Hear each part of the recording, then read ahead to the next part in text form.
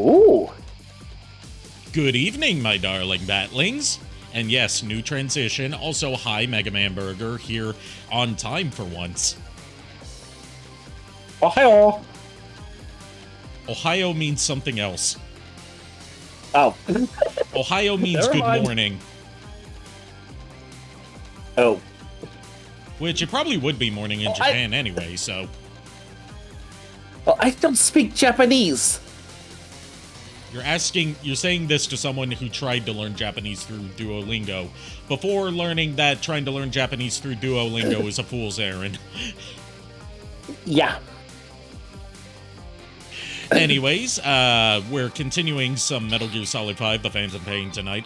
I'm experimenting with a temporary headset solution until the new ones I've ordered, along with my new mouse, arrive tomorrow.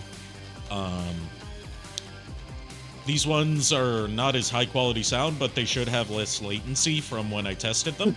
It's just, I've got to tweak the volume balance a bit, because they're set up completely differently than my old headphones. Hey Cloud, how you doing? I saw that you're going to be taking a sort of forced break from streaming, and I hope that you get the R&R that you deserve, apart from, you know, being worked to the bone.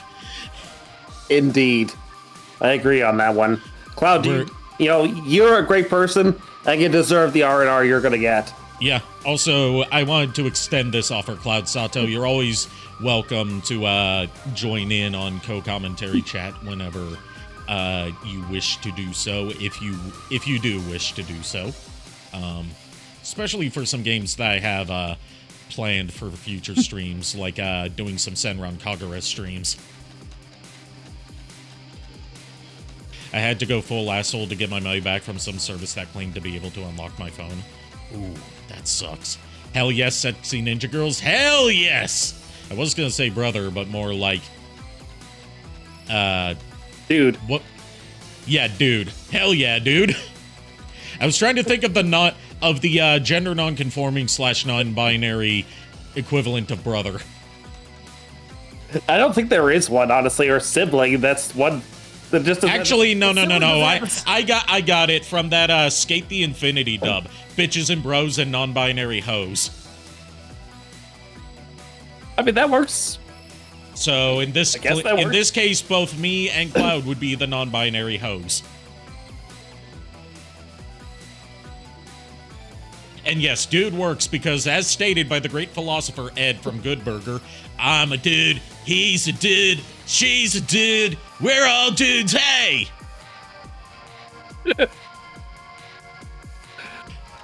Anyways, enough waffle. Let's get on over here. Also, get this, Ari. Someone once asked me, where'd your sister go hunting? I said Alaska. He said, never mind, I'll ask her myself. Also, just as a little update on my personal life, because I did mention I was excited to see my sisters play this weekend. It was fantastic. She was mostly an ensemble member, because she wanted to have a good school, work, and extracurricular balance, along with having time for her personal life. So in this case, she took a step back on the theater stuff. Thank you. What? But yeah, she did spectacular. It was a production of Mary Poppins.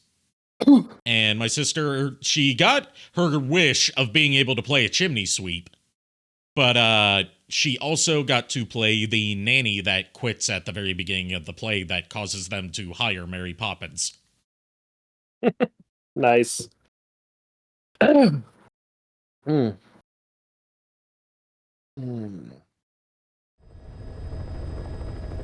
right, when we last Also, left thanks off... to you, Ari. Yeah? I was just going to say, thanks to you, Ari. I cannot stop listening to... Here's to You. Here's to You, Nicola. Yep, I cannot stop listening to it. It's actually on the top of my playlist right now. Good.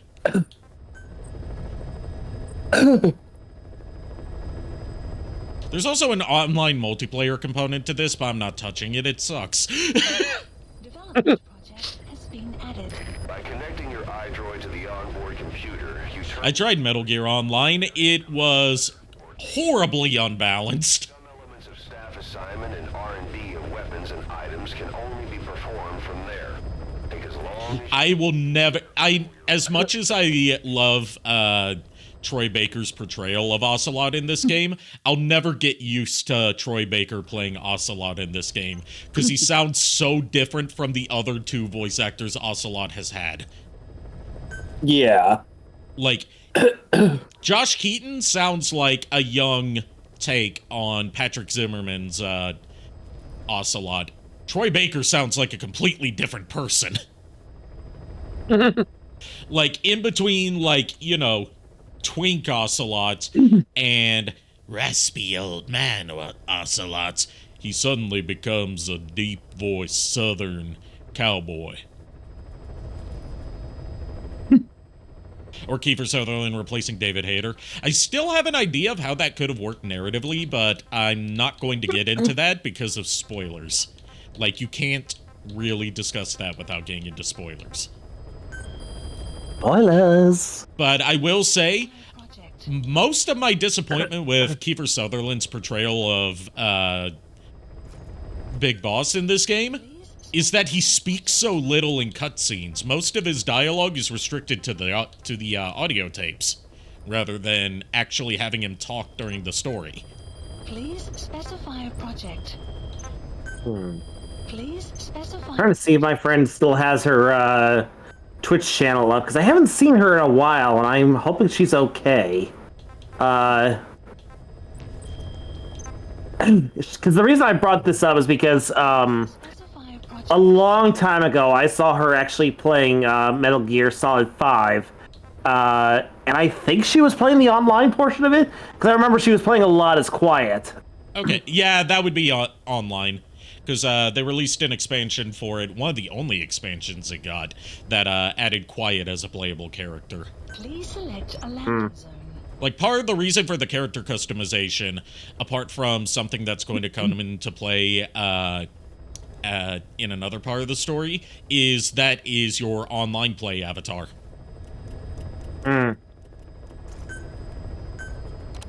You can make others as well, but that's just your default one for, like, when you start. Hi, Billy Mays here. We did not order a pie. We did not. Hey, Proto. Hi. got dipping sticks. It doesn't matter. Hope everything's Damn going it, well for Walt. you, We Proto. did not order any fucking pizza. Can we at least just sit down and eat a piece of pizza? Honestly, I would love the pizza, but I had some yesterday. I had some pizza last night, and I wish I had brought some of it home with me. But I did get some really good biscuits that my stepmom made Oh, nice. this morning. She made them based on the Cracker Barrel recipe. Oh, cool. Except they came out lighter and what are- fluffier than Cracker Barrel biscuits instead of like all dry and crunchy. I'm assuming that's a good thing. I like my biscuits light and fluffy. I figured as much. Just been packing. I'm glad to hear that you're moseying on Proto Rage. Hopefully, you know, I'm wishing you the best of luck. I'm gonna miss you, Same here. but you know, who's to say that One we of these couldn't meet days. up at a con sometime?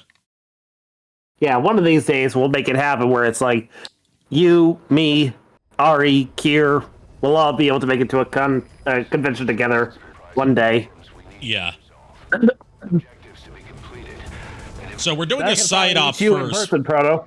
We're doing a side op first before continuing with the story. An important one, which is extracting a Russian interpreter so we can understand radio chatter that's in Russian. Because in this game, instead of doing the whole, like, oh, everyone just speaks English, different factions speak in their native tongues. And you need an interpreter to be able to translate them for you so you know what they're saying. Otherwise, you won't even get subtitles for them.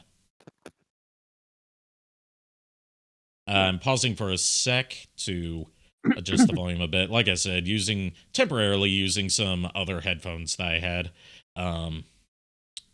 until my new ones arrive tomorrow morning, along with my new mouse. The mouse was on sale, so I managed to snag a bundle of the mouse and the headphones together for like $60. Whereas usually the headphones are like $60 on their own.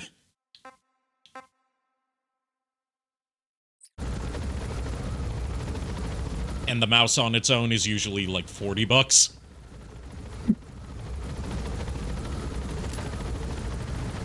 Yeah, I was looking at that yesterday, and I was like, ugh, can't pay that, damn it. Yeah, I wasn't expecting I really you to. would. It was just like, that reminds me, I need to take that off my throne as well. Because I don't want someone to, like, see that late and buy it for me without knowing. I should have done that before stream. Oops.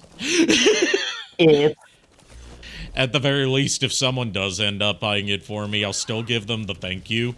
And, I will have a backup. I mean, it always helps to have a backup of something. Yeah. I gotta hide. Wild dog pup. He's a tough little guy. Oh yeah, that's right. The puppy's here. There's no time to be playing with animals. What are you gonna do, boss? Let's let these guys get out of here first, and then we're going to check out the puppy. Excellent. This puppy is important to the story. I shit you not. Oh, jeez. I forgot about the puppy because I couldn't see him in all this darkness. Let's see, where is the little pupper?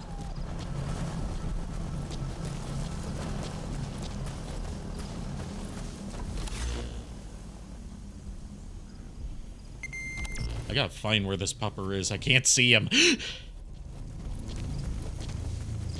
Can you bork for me, puppy? Let me just see where my landing zone was. It was right here, so the puppy should be around here. There he is! Let's take a look at him. Aww.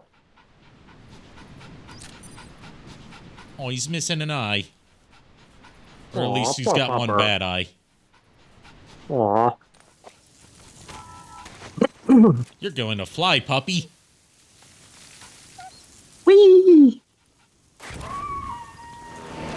Oh no! I feel so sad for that poor pupper. We'll pick him up. Don't worry, that puppy's going on to a better life. Yeah. He gets to live on the base. Nice. And he gets a name. And he becomes the mascot for the Diamond Dogs. Nice. And you can train him to work on the battlefield with you. There's an English-speaking soldier. Like, partly for sniffing out targets, and partly for attacking targets. Related to the West into Russia. You can even, with the right gear, you can give him a stun rod and have him incapacitate people. Or you can give him a knife and have him slit people's throats. That's the target. Ты же говоришь по-английски? Это Some will непросто. It'll be rise dawn very soon. slowly. Your surroundings will be easier to see. You can also give him body armor so he stays protected on the battlefield. Watch your Good. And he gets an eye patch just like Big Boss. На случай, если я вдруг встречу американца. Хорошо, повторяй за мной.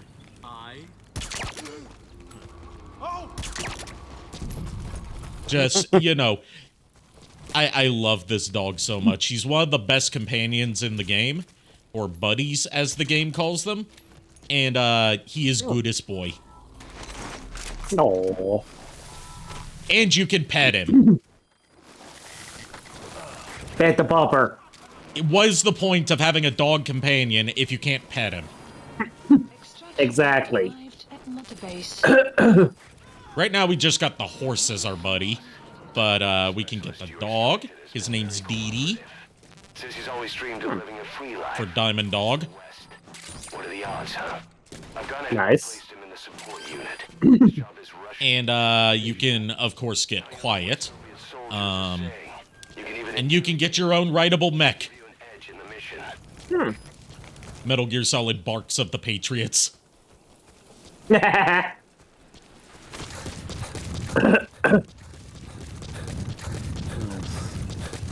with that mission complete, let me see. Please select a mission. Where's the area for this?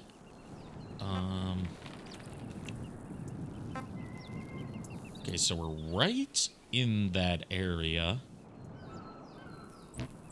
You know what? I'm gonna show you a neat little Easter egg. Extraction arrived. So we are going to do some tampering. And by tampering, I mean blowing shit up. Blow shit up. Please specify a project. So is my C4 done yet? I think my C4's done. I just need to call it in. C4 what?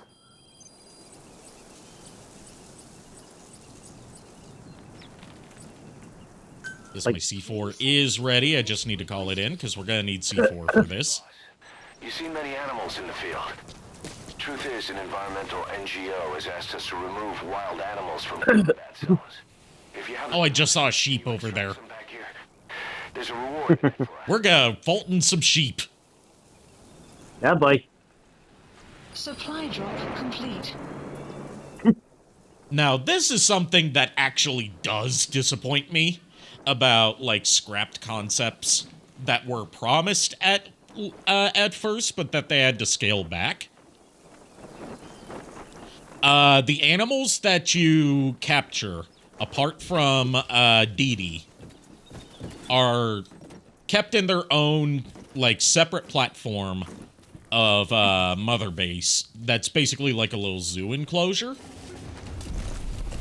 The original plan and how it was originally pitched to, you know, in announcement trailers and stuff, was that you could have them wandering your base. So, like, and it would be, like, every single animal that you captured would show up on the base. So you could, as many people wanted to do but found they could not do in the final version, capture nothing but sheep and have tons of sheep roaming around the base like they own the place. No, jeez.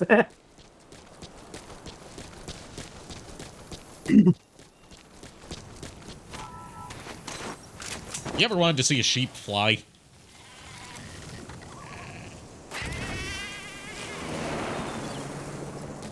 And there he goes.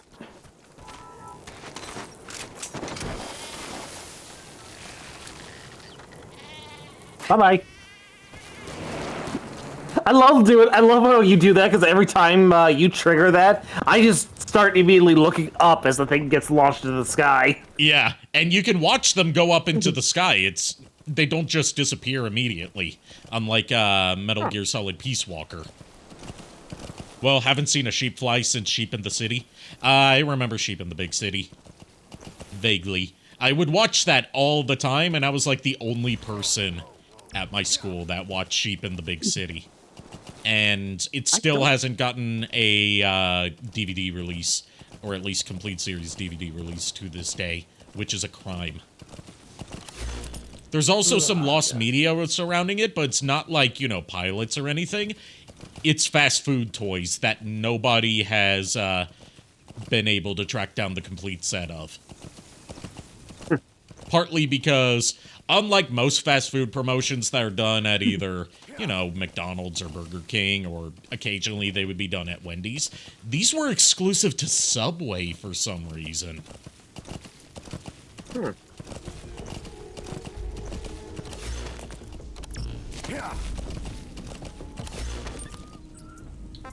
Please select a mission.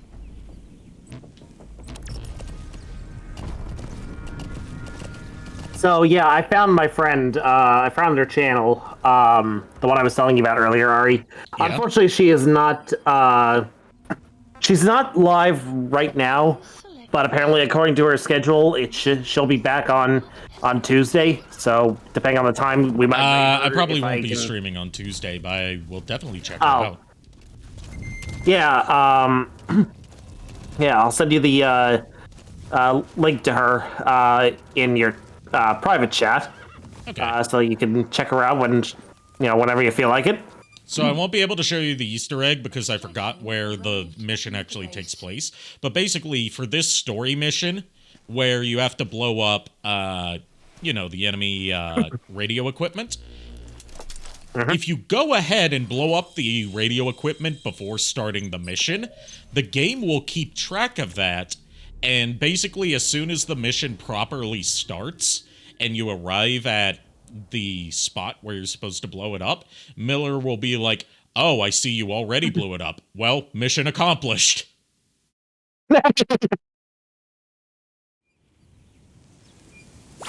BRB. You need to disable the Soviets' reinforcement system by putting a hole in their base-to-base comms network.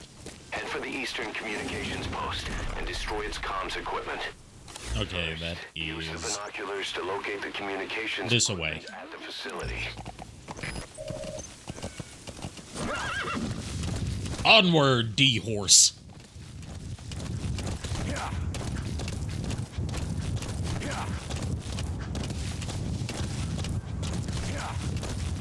You know, it's not often that I get to do this on stream, because it's not often that I get to play a game where I get to ride a horse. The map has been updated. So I'm going to have to do my autistic millennial duty after I tranquilize this guy and Fulton him. Let's take care of this guy, be sneaky about it. Oh shit, there's a truck. Car.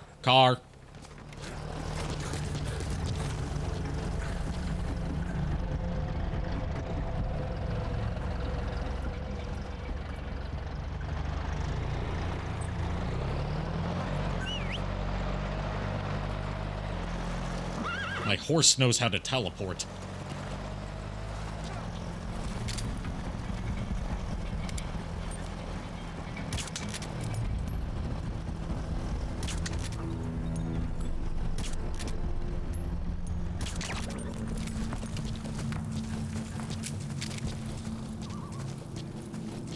Let's see, is there anyone else up here? Yes, there is. That guy. Mark him.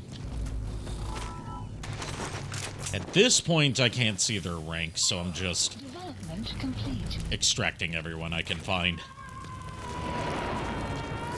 We'll weed out the weak later. Extract him. Captured.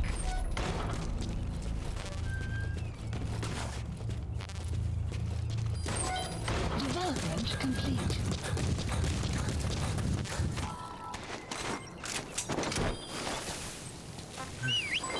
Development complete. Yeah, I'm already noticing a lot lower latency with these headphones over the ones that I usually use, but the sound quality's not as good. The ones that I ordered Extraction arrived at today base. that are supposed to arrive tomorrow have some stellar reviews for the price point. So, hopefully those will be even better.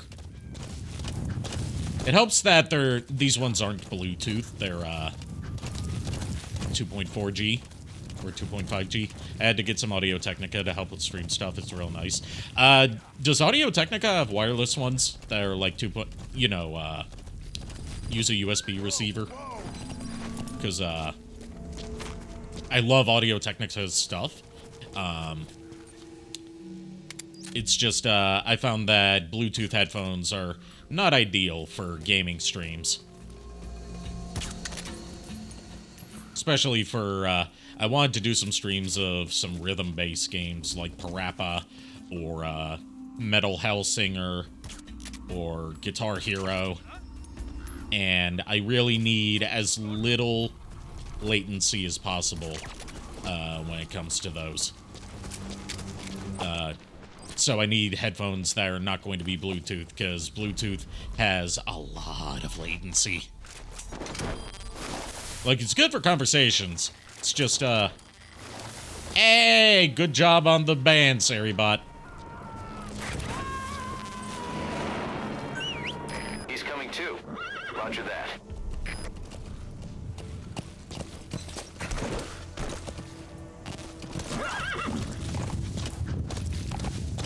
But, First, use the binoculars to locate the communications equipment. first, we gotta take this guy out. We're gonna try and neutralize everyone in the base. Oh, he's cut. You're approaching me!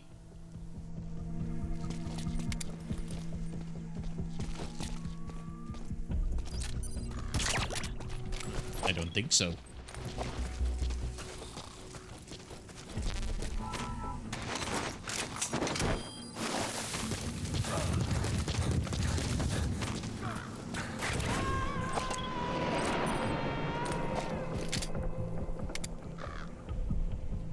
You gotta extract him.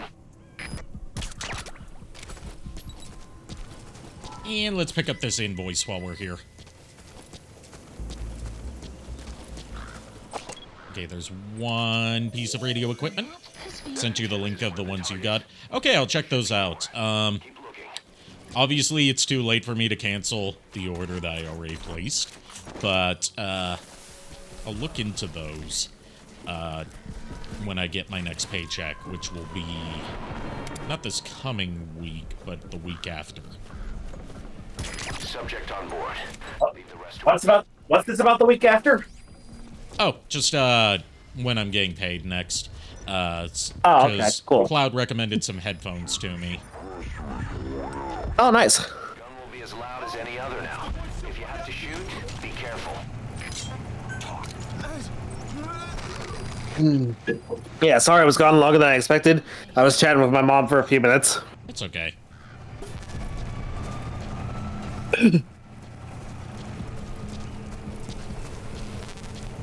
Alright, my suppressor's worn out. Should I call in a new Well, I should call in a new one anyway, because I'm almost out of ammo for my, trank pistol.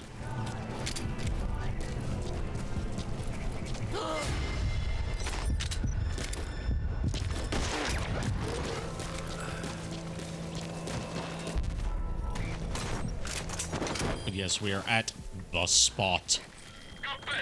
The spot. Supplies required. Ta-da! The spot. You gotta extract him.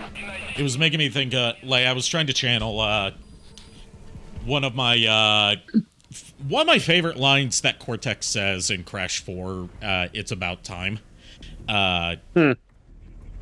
Which is, in one of the levels where you see it from his perspective, where it's like he's trying to ambush Crash. And he says, like, Crash is already on his way. I must reach the spot. You know, I don't know if I'm alone in this thought process, but I gotta say, It's About Time isn't really as good as the original Insane Trilogy. It's too big for its own good. Yeah. Like, There's a lot more shit you... the completionist shit you aspect gotta of it, do. which, like, I've seen people argue that, like, oh, the completionist aspect of it can't really be, shouldn't be held against it because it's not forcing you to 100% it. But I'm like, yeah, it kinda is. If you want... It kinda is. It kinda is, because, like, yeah, you get a conclusion to the story without 100%ing it, but also it's a Crash Bandicoot tradition to 100% it. Exactly. They make it so it's like you have to 100% the damn game in order to get the true ending. Yeah, that's typically how And it's Crash always- games did it. Like, apart from Exactly. Crash 1, but... Yeah. But Crash It's 2 not set the even that. standard. It's that, like, with the amount of stuff that you have to collect in order to 100% it, it's basically equivalent to, like, 100%ing this already overly long game 2 or 3 times. Yeah. And considering that you need to get all the perfect run relics, that means you need to be a god at this game that has admittedly very inconsistent mechanics when it comes to like hitboxes and stuff. Like, you have to be a god at this game to 100% it, because the perfect relics require getting through this game with some pretty asshole-ish level design without dying once, breaking all of the boxes in the stage, and, you know, all this other kind of stuff. It's like, this is just too much. Like, if the perfect... Yeah. Like, basically, if you didn't have to get the Platinum Time Trial relics... Like, if they let it be like the old games where the most you need is Sapphire. Subject on board. Leave the rest. If the Perfect Run relics were a bragging rights reward, then it would be more tolerable. Like, at the very least, I say that getting all the gold or platinum relics, or getting all the perfect relics, should be like getting all the gold or platinum relics in Crash 3, where it just got you an extra gem that's not needed for completion that brings your total completion to like 102%. Yeah. That's all it should have been. Right. And wacky ice physics, oh yeah. Oh, and those animal riding stages, fuck them. There's barely any in the game, but they are so weird because they move faster than they're animated. Like, they look like they're moving slowly. You've completed your objective. Now get out of the hot zone. Mission info. See, I could destroy all of these, you know, dishes, these satellite dishes, or radio dishes to, cut off the transmission. And I am. Just to say an extra fuck you to these guards. Good. Stick it to the Russians. Hey, Kier.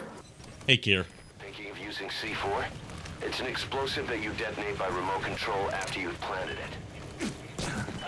Yes, I'm pretty sure we know what the hell C4 is. Hold the ready button. Is this the first time he said that, or is this a repeat? This is the first time he said it. He only says it the first time that you use C4. Oh, okay. I take it back. My mistake. I'm just going by... I thought, for whatever Round reason, zeros, I already used C4, but this is the first time I've used C4 in the Phantom Pain. I see. Also, you see this big radar dish here? Yes. I'm gonna blow it up.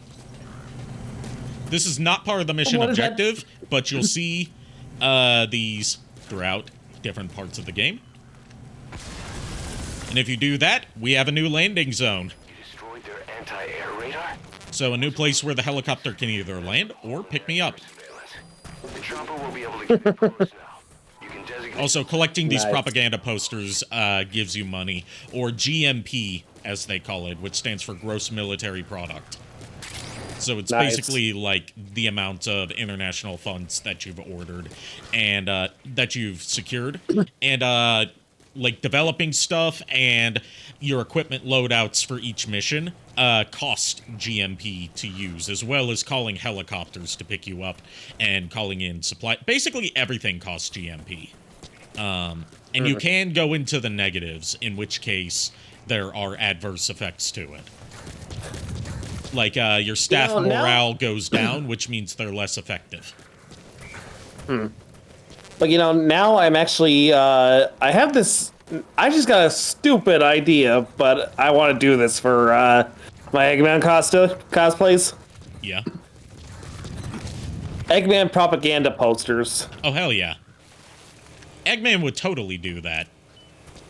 Yes.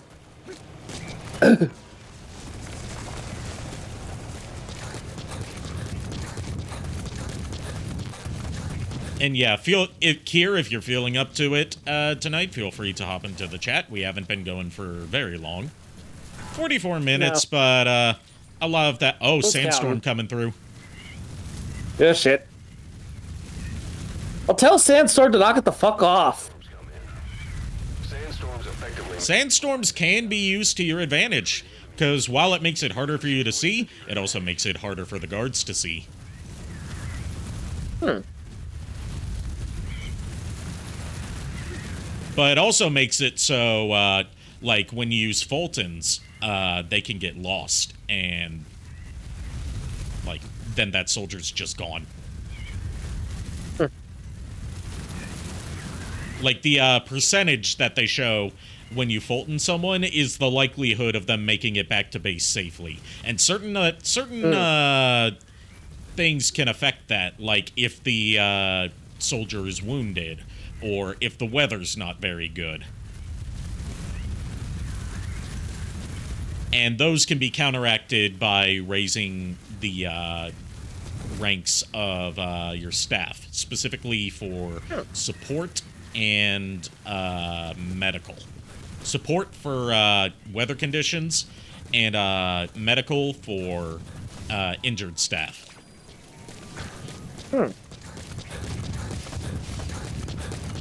Let's see. Darude came in like do-do-do-do-do.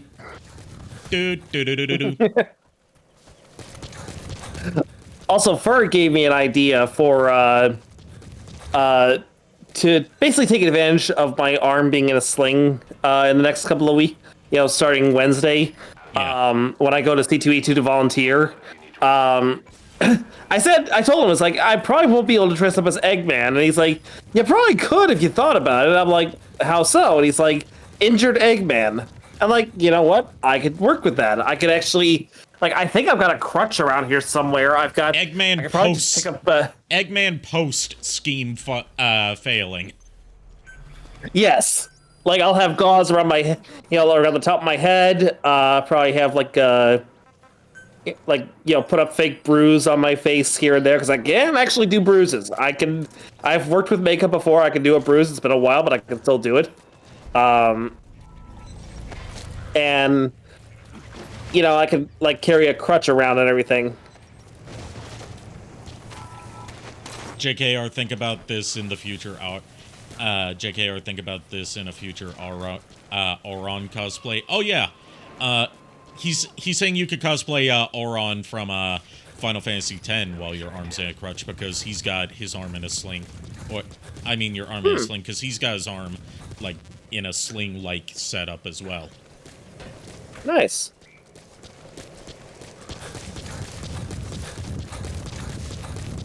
Plus, you could use your Eggman glasses for it, because he has those same kind of glasses. Nice. Oh, okay. Yeah, I can probably do that, Kier. Good idea. I'd have to get a toupee for that, but I could easily do that. Not even necessarily. He's already kind of got like a widow's peak going on, which your hair is already naturally kind of formed into. Like, he's supposed to be older anyway. Okay, that works then, because I am on the older side. I could easily just, put some gray streaks in my hair, and that worked. Yeah. And I assume you already have a coat that could work for that. Probably. I would, I could easily look around. If I don't, I can easily find something that can work.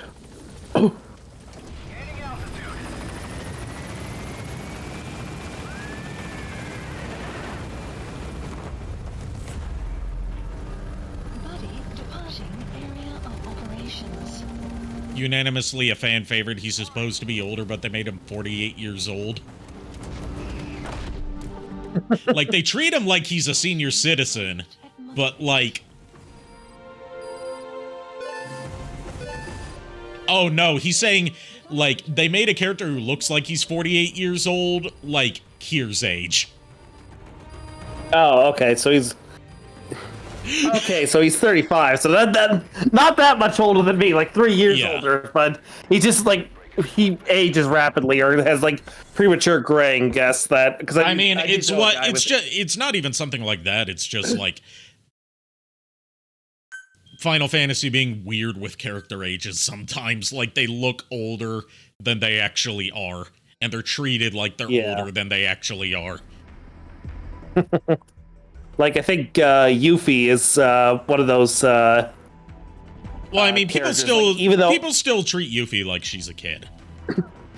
In her case, they treat her like she's younger than she is. Yeah. But a good example, Sid from Final Fantasy VII. They treat him like he's an old, grizzled man, but he's like 29. Our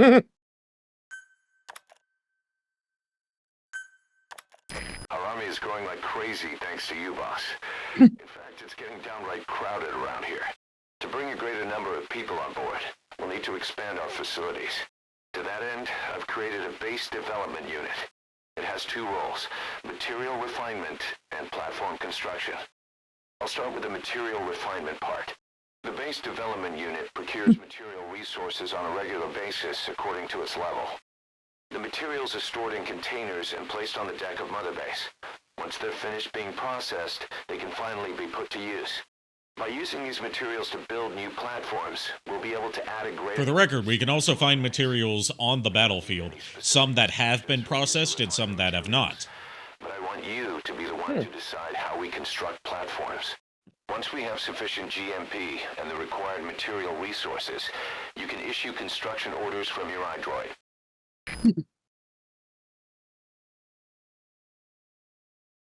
Sid is 32. So, yeah, he's my age, and they treat him like he's a 50-year-old man. Remember the guy... You mean Hey, we got hit. our- Hey, Hideo came back. Believe it or not, God damn. the hell we went through. Word reached them that Big Boss is back, and they want... Yeah, this is where we start getting characters that we Fultoned out of Ground Zeroes. They'll be glad to know you've seen them here. For the record, they still have a way of getting Hideo in the game if you didn't do the side op in Ground Zeroes, which is basically like the Miller rescue mission again, but with Hideo Kojima being the one that you're rescuing. Let's see. Also, another moment of just me just thinking this off the top of my head. I was watching someone, a local cosplayer / artist here in Chicago, and basically what was going on is she was doing a get ready with me live stream for her Mangle cosplay from Five Nights at Freddy's. So I said, I put in her chat, I was like, I decided to take over Freddy Fazbear's Pizza and make it part of the new Eggman Empire. And she got a laugh out of that. Hop in, Kier, if She's you like- feel up to it. Yes. Don't know if that got through to you earlier. I don't know how the audio balance is on Twitch's end. No one's telling me. Yes. Let's see. Anyways, ready to see the puppy?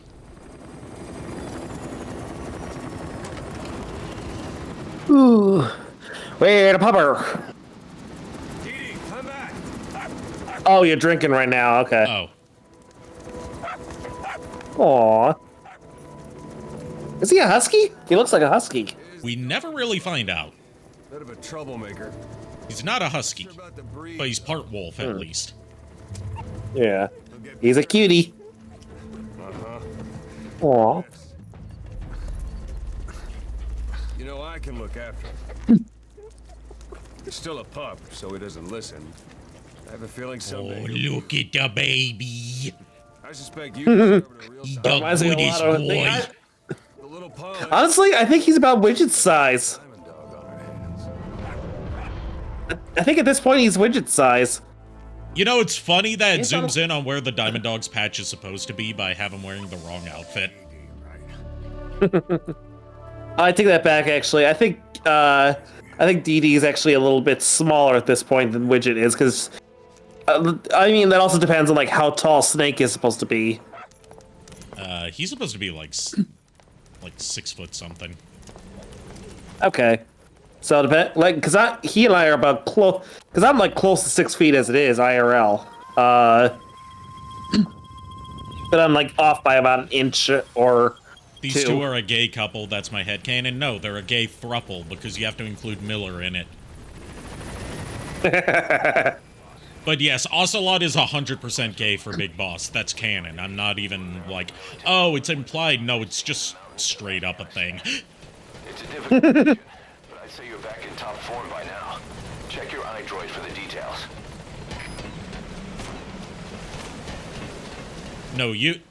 here, you and JKR are not the same height because JKR is like an inch shorter than me.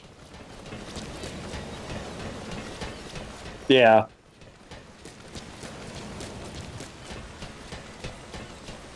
I'm also gay for Ocelot, so a 4-way. Hey, you know what they say. The more, the merrier. Oh, the merrier. Yeah, I'm like 5 foot 10 inches, dude. Yeah, I'm like 5 foot. I'm like 5 foot 10 and a half. So. My God! But we haven't even got. Well, we do have a shotgun now. I think it's finished being developed. Yeah. Yeah, like Ari and I are close to each other's height, but you know, Close to each he's other's taller age, than me. too. I mean, that is true, but I said age by mistake. I slipped a slip of the tongue. But yes, Don't you IRL, slip me the Ari and I tongue, are- dude. I didn't consent to that. I said it was a slip of the tongue. My bad. Not anything supposed to be lewd here.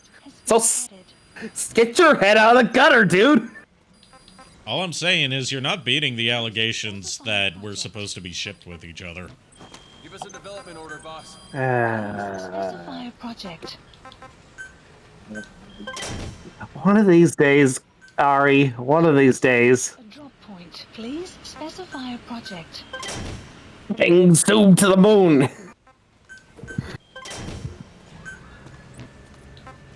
There's a shotgun, but I'm not gonna develop it yet. I need to make sure I'm spending my GMP on the right things.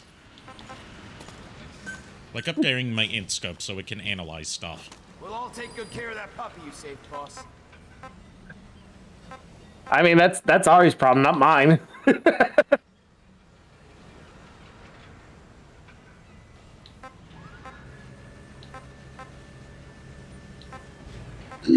It's my problem that there's piss on the moon.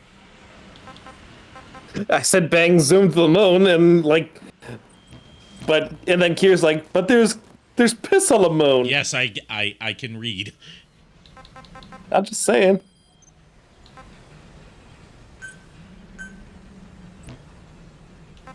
Please select a mission. Oh, I will definitely let you know if I ever decide to do a Final Fantasy cosplay. I know that you guys were. I know that you and Ari were both telling me that President Shinra would be a good character for me to cosplay. By the way, would you like to know what specific outfit this is that Snake's wearing? Out of all the outfits that you can get. If I remember correctly, Please specify a let me double project. check. Yeah, this is the sneaking suit from Metal Gear Solid 3 that you find towards the end of the game. So it's the one is canonically the first sneaking suit that a Snake wore.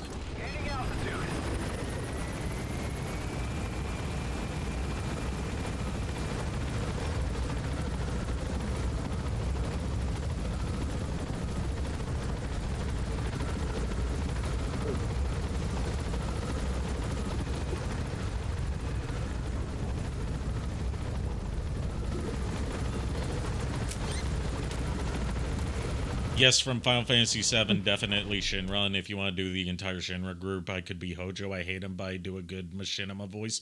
Yeah, I could see you definitely doing a Hojo cosplay. For me, I'd probably do Heidegger.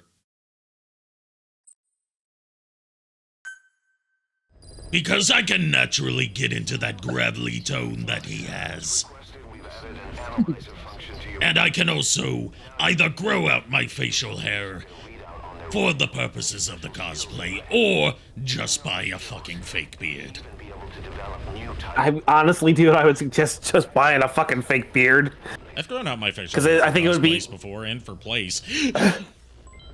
Okay, fair. I just because I think I remember you telling me that it makes you uncomfortable to have like the beard grow out, but maybe I'm misremembering. I mean, physically uncomfortable, not like dysphoric. Please select a land heading to F. It's just scruffy and itchy when it's growing in. I get that. That's really what I was concerned for you about, because I know how uncomfortable that is. It'll just be for a weekend. Then I can shave it off. Okay. Because my facial hair grows in fast. I have to give myself a promotion. Promotion? What for? Deploying. God, that was weirdly timed, but I like that. Reminding me I need to shave my bread. Why should you be shaving your bread? Your bread shouldn't be growing hair to begin with. Yeah, I think if your bread grows hair, I think there's a problem. I think it's I gone don't moldy, know how dude. much longer Greg Sipes will be doing the con scene. Why come? Is there something going on with him? I don't keep up with a lot of that stuff.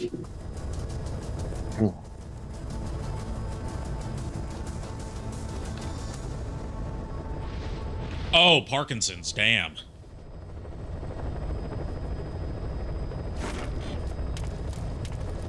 Yeah, that's understandable and very rough.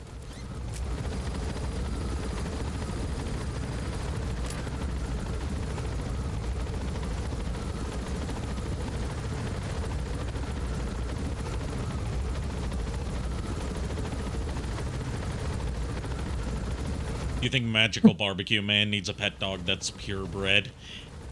You're gonna run the idea about Chuck. Oh God. So basically, he needs what's that bread dog Pokemon from Scarlet and Violet? Fido. Mm-hmm. I think it's called Fido. It needs one I of mean- those, except a legally distinct, the best kind of distinct. Kind of distinct, yes.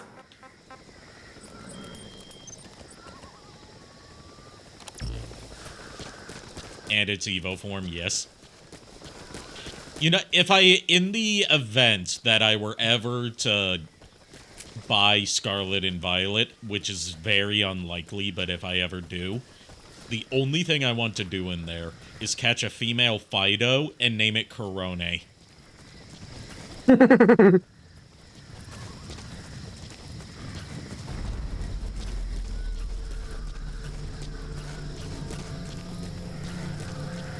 Ask him his favorite type of bread and make that the dog. The security forces must know something about the targets. After you grab or hold up an enemy, try interrogating them. Now here's the question, is it going to be purebred, or is it going to be inbred?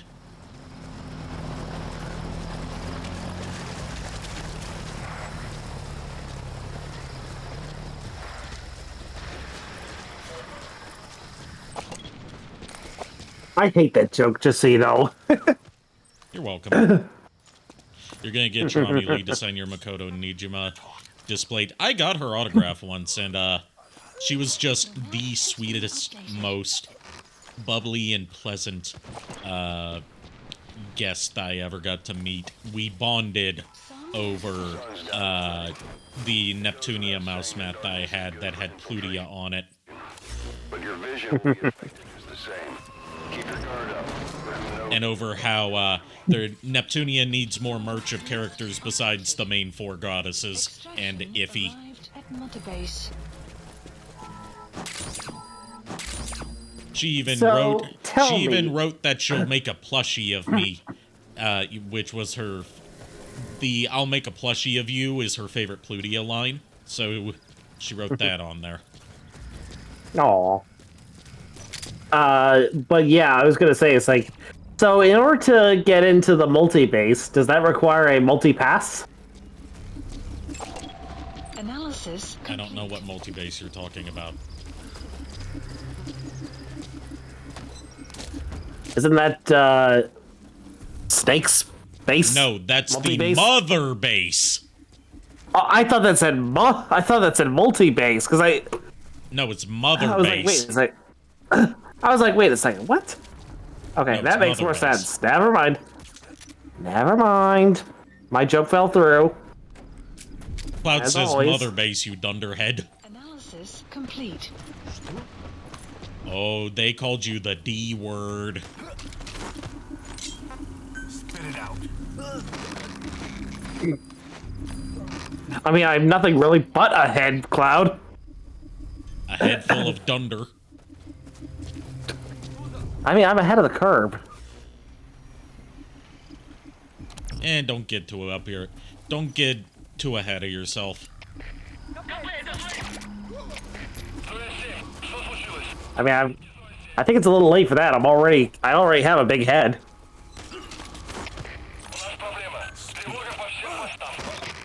Do you ever get headaches? The map Or in that case, would it just be where everything hurts? analysis complete. I wouldn't know. I've never had a headache.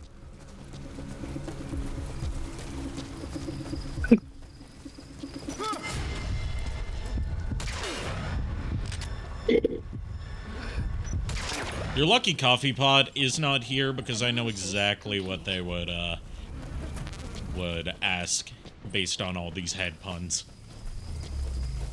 Yeah, well, I think by that point the jokes would be headed downhill. You know what? Just to honor them, they're not dead or anything. They're just not here tonight. I'm going to fill in for them with the joke that they would most likely make. Oh Do no. you give good head?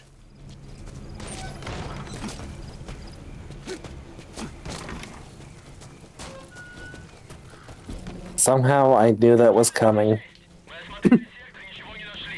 Heh, coming. After a joke about giving Get head. your head out of the gutter, dude. It's not my fault you keep setting me up for the innuendos. Yeah, well, how about not acting out on the innuendos? Not taking the opportunity. But that's boring. You ever thought of that?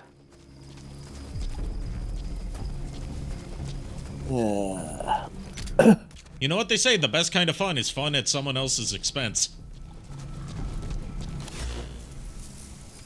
And yet I don't know why I put up with this. Yeah, I'm just glutton for punishment. Who knows? I mean, we've already established that you're the straight man of our group in more ways than one. Unfortunately.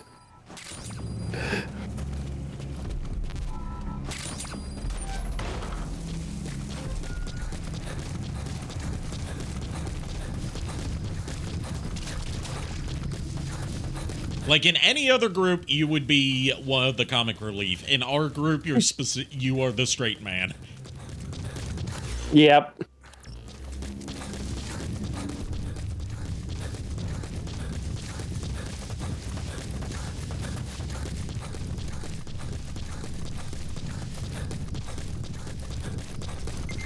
Extraction arrived at Mother Base. Okay, I don't know why I heard multi-base the first time. I can hear it now. Mother base. I don't know why I heard multi-base the first time. And Furret is the straight Pokemon? No, he's the bisexual Pokemon.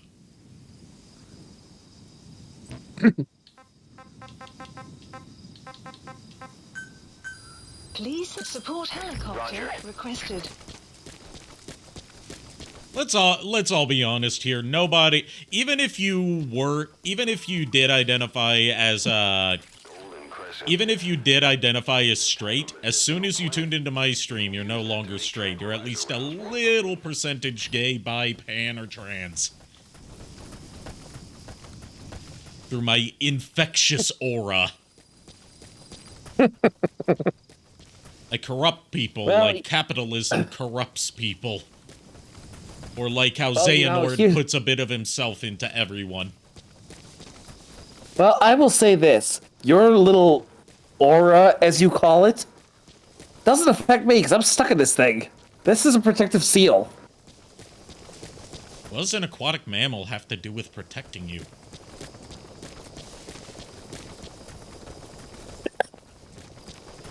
Not that kind of seal. Okay, then what does a Gen 1 Pokemon have to do with protecting you? Well, I mean, I guess it could protect you. Damn If it it. had the right moveset.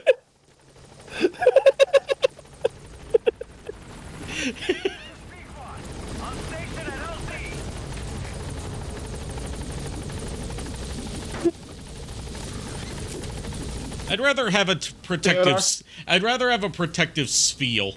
I like Spheal better than Seal because Spheal looks like, one, it would be fun to cuddle with, and two, it would be fun to squeeze, and three, you could yeet it at people. Yes. And then just wait till it evolves into Celio and then eventually Walrein. Nah, I'm not gonna let it evolve. I'm a mash B on that. At Mother Base. Spheal plushie win? I'm pretty sure they already did one. I think they did. I could be wrong. Hey, Gaming Wiz, thank you for following. How you doing? Level 99 Gaming Wiz. Glad to see a fellow Eldenwooder here. Side ops list updated. How's it going? We're just playing some Phantom Pain. We're towards the beginning of the game. Because Ground Zeroes and the opening chapters of Phantom Pain took a little bit longer than I thought they would. I forgot how kind of slow burn, I'll say, the opening of Phantom Pain is.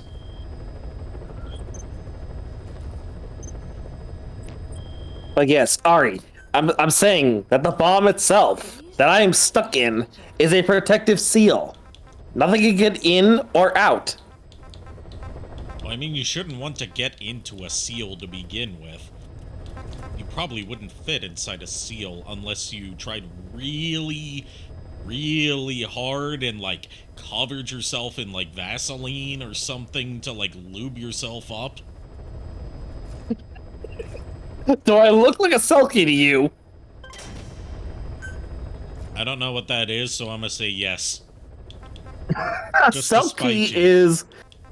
God damn it, Ari. just so I can educate you. It is a form of mythology. Timo agrees you're a seal.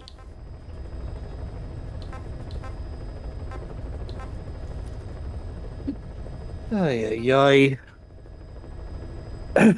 See, it's like I said, it's like I've said many times, and I'm always right about it.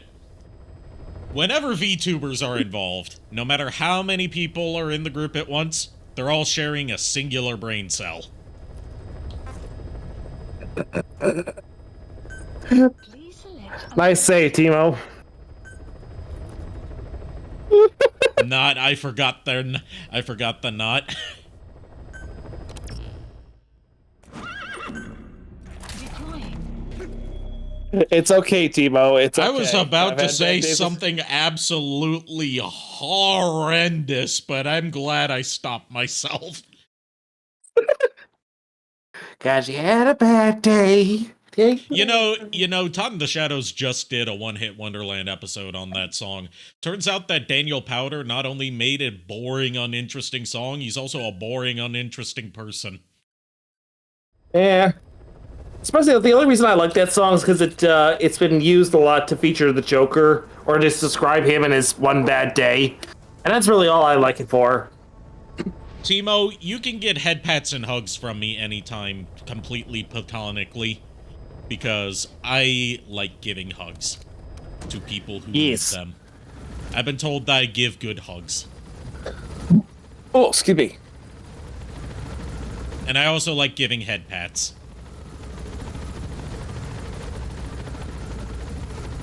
If I had, well, my arms are rigged on this model, but they're not rigged for a head patting motion.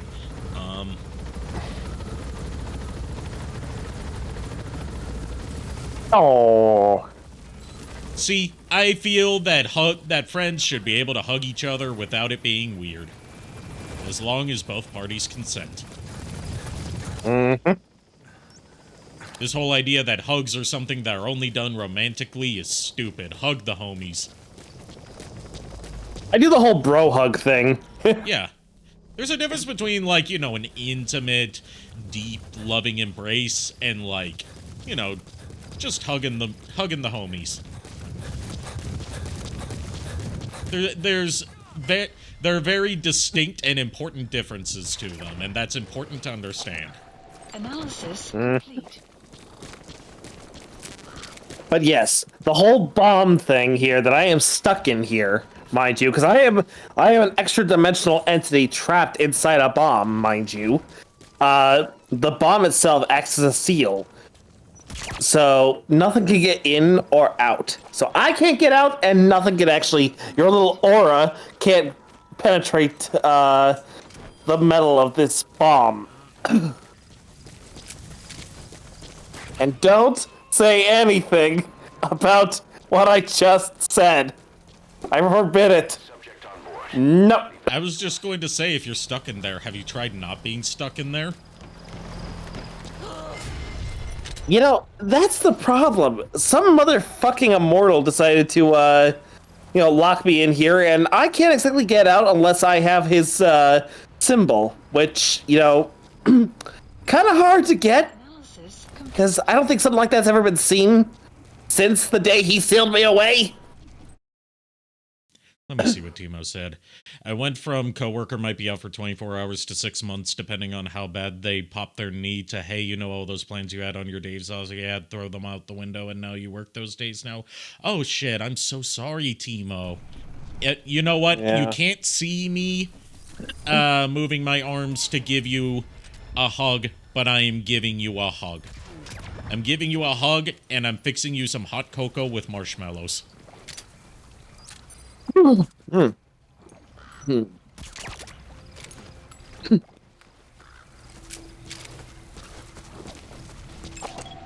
Analysis complete. Analysis complete. Yeah, bad day. Now I see you hugging the monitor, and that does not help with aim.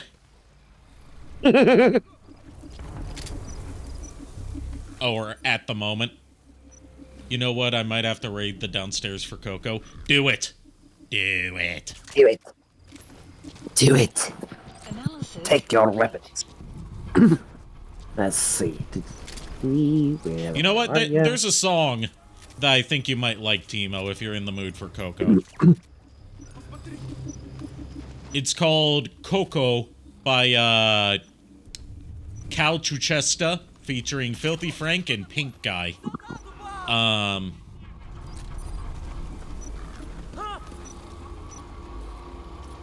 It is a shitpost rap song based on the 2010s rap song Coco Analysis. that was about cocaine, except it's about hot cocoa. And it's sung by a guy with the thickest youper, like, Wisconsin accent you've ever heard. Because he's playing a character. He's like, I'm in love with the cocoa. It's got extra marshmallows. Oh, I have a fun VTube idea that I'll tell you guys about once I'm back. I'm waiting with bated breath. Analysis. Whatever bated breath smells like, hopefully not stinky. I don't want to have stinky breath.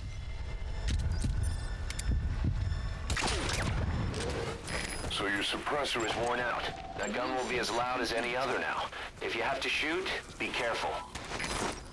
Bated breath smells like fish. There's so many things I could build off of that with, but I'm not going to, because I feel like I've reached my quota for the time being. You gotta extract him. I could certainly go for some fish right about now.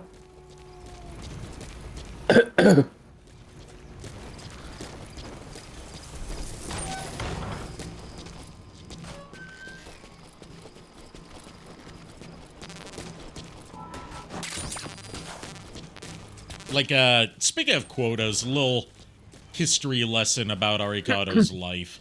I took a current events class in my sophomore year of high school, right? Okay. And there was this one kid in there who was one of the dumbest motherfuckers that I've ever met. And, you know, Dr. D, as we called him, the teacher for that class, bless his heart, he put up with a ton of bullshit from a lot of rowdy high schoolers. He did not put up with this kid's bullshit after the first couple weeks, because he would always ask stupid questions or make stupid remarks that derailed the class during discussions about, like, you know, the topics we had to study for current events. I'm talking stuff like you would think, like, oh, he stupid question. You're thinking like, oh, he didn't do the homework and he's asking a question about something that was answered on the homework. You're probably thinking that. No, I'm talking like, you know, this was circa 2009 to 2010. No, it was 2008 to 2009. So like the Iraq War was still going on. Yeah. And we had a discussion about, like, you know, a news story that was relevant to the time, about the Iraq War. And Okay. like, you know, we were all supposed to contribute parts of our discussion to the topic. And he raised his hand and got called on to contribute his part of the discussion. And his part of the discussion was, why did they spell Iraq with a Q? It should be spelled I-R-A-C-K.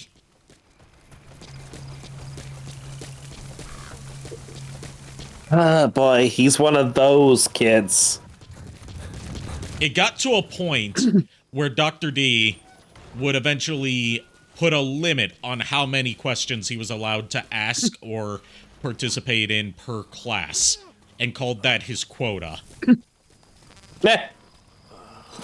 Like, after 1 or 2 questions or remarks per class, he would just not let him participate anymore. I mean, that's fair, because if he's gonna continue to ask stupid questions like that, then of course he's gonna get, you know, of course he's gonna get, you know, treated that way. And yeah, I saw that Dragon Ball Evolution got beat with a worse score. It got beat by that new Snow White movie. Yeah. My whole take on that, not... other than, you know, not getting too much into the Snow White discourse, because that's incredibly toxic. Yeah. My stance on the Disney live-action remakes is that they're remaking the ones that don't need to be remade, and the only ones that could benefit from a remake are the ones that they're not interested in remaking, so it pisses me off. Like, why did Pete's Dragon get a remake before Atlantis the Lost Empire, which could benefit from being live-action? Mm-hmm.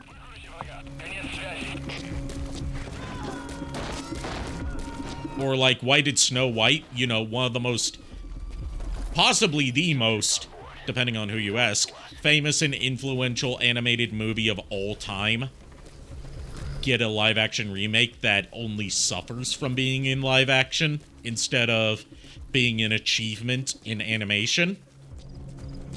Yeah, Treasure Planet's another one that could benefit from a live-action remake, but Disney has no interest in that. But fucking Pete's Dragon gets one, a movie that no one gives a shit about. And lo and behold, it tanked at the box office because no one cares about Pete's Dragon. Yep. The only reason anyone cares about the existence of Pete's Dragon is because it's one of the Disney movies that Don Bluth contributed to before going solo.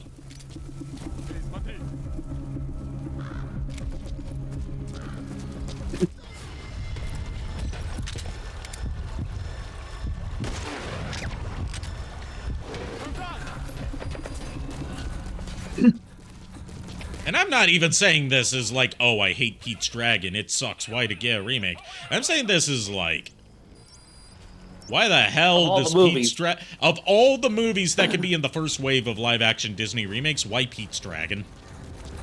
It got a remake before Aladdin did. And even then, from what I understood, the Aladdin live-action remake wasn't even that good. None of them have been that good. That's part of the problem. I know. Like, Hunchback of Notre Dame could benefit from a live-action remake. Like, you could get creative with, it has to be practical effects for, Quasimodo. Because I don't want to see a CGI Quasimodo monstrosity. Nope. We'd rather And see we could see some, like, monstrosity. we could see some, really impressive, stunt work. Yeah. You know, like in the original Hunchback of Notre Dame movie from the 1920s starring Lon Chaney.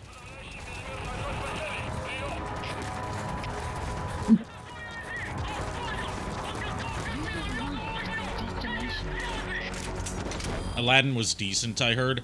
From what I heard, like, it's worse than the animated movie in every way, but it's among the upper echelon of live-action Disney remakes, which is admittedly not saying much, but still.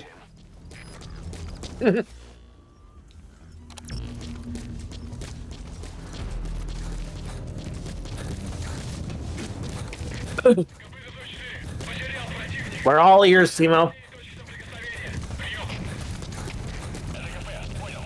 Yes, please tell us your idea.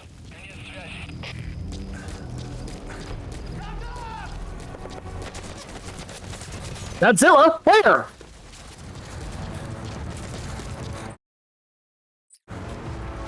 No one said anything about Godzilla. He said contact. I thought he said Godzilla. Can you not read subtitles?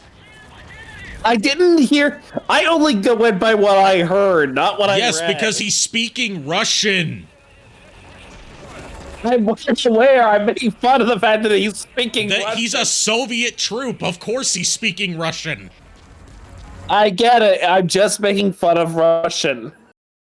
Let's see. A final boss VTuber, but to play up the "this isn't even my final form," the VTuber itself is understated in design, but the TTS bot is more than just a mascot. Ooh, I love that. Me gusta. And that's where you want to incorporate that health bar mechanic as well, right? Because I saw you... X-card on me. I saw you brought up, you know, whether you should have the health bar in your streams.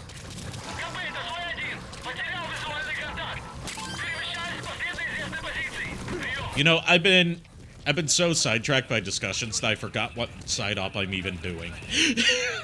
I'm supposed to look for a sheep. Oh. So the sheep has run amok. Yes, we're supposed to extract the sheep out of the battlefield. Because it's in the middle of an occupied territory that is being fought for between the Mujahideen and the Soviets.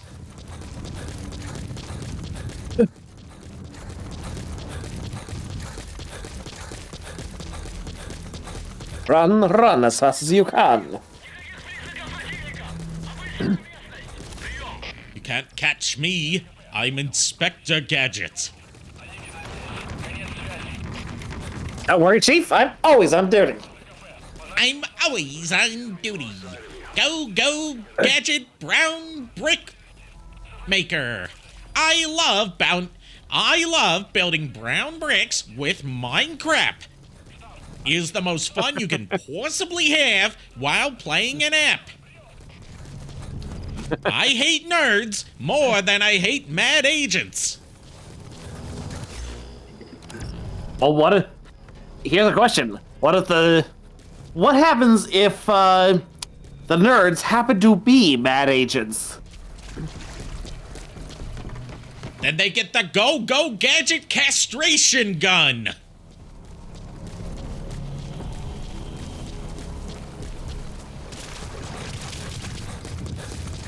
I'm walking away from that. We must prevent them from procreating.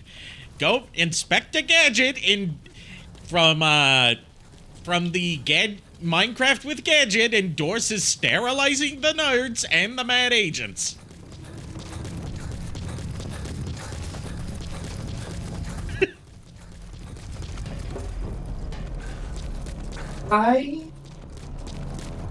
You can tell I've had a fucking long week, and I'm just at peak, like, not giving a shit.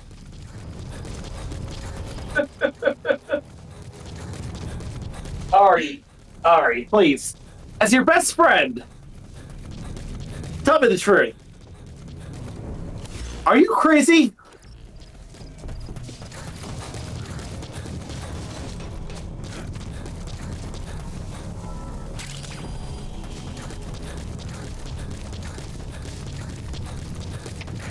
I think the answer should be obvious. You've known me long enough to know the answer to that. Yes, so I guess the answer is crazy. I was crazy once. They locked me in a room with the rats. The rats made me crazy. Crazy? I was crazy once.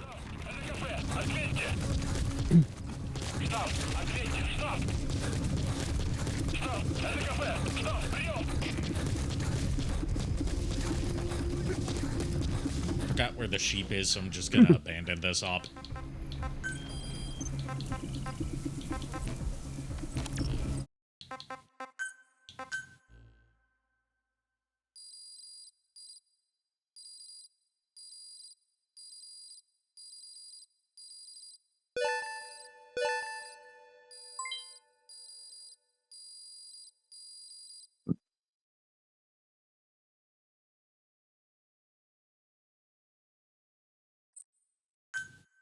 Development project has been added.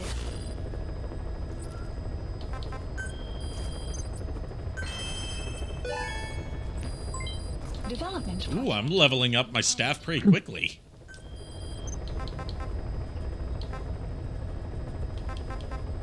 Alright, let's try extracting the little lost sheep again.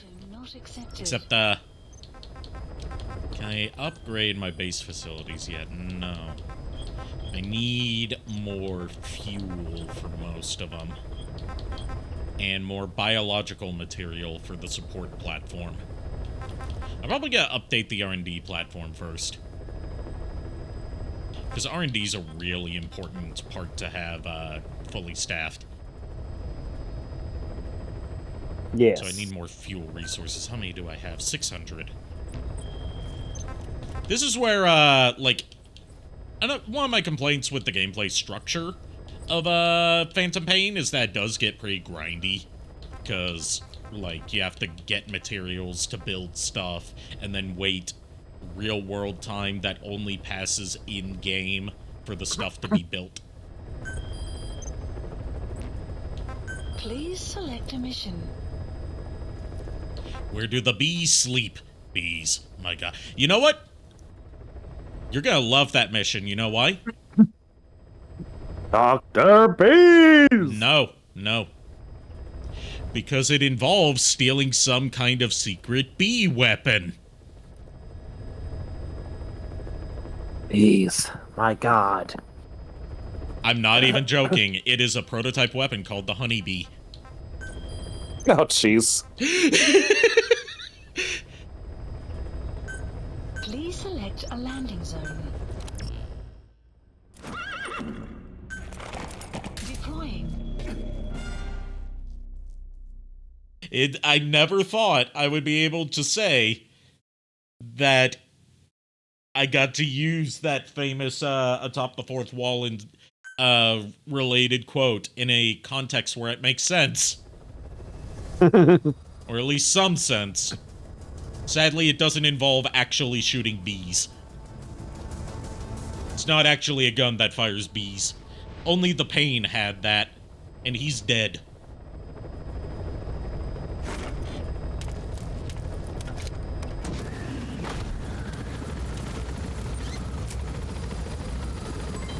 Development project has been added.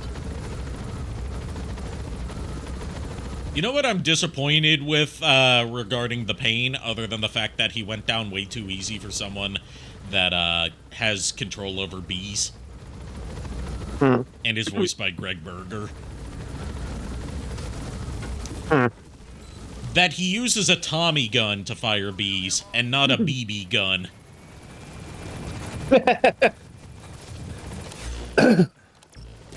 Like, the joke was right there. It wrote itself, and they didn't go for it.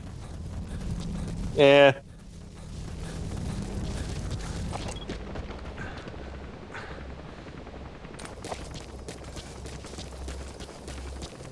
Sun will rise momentarily.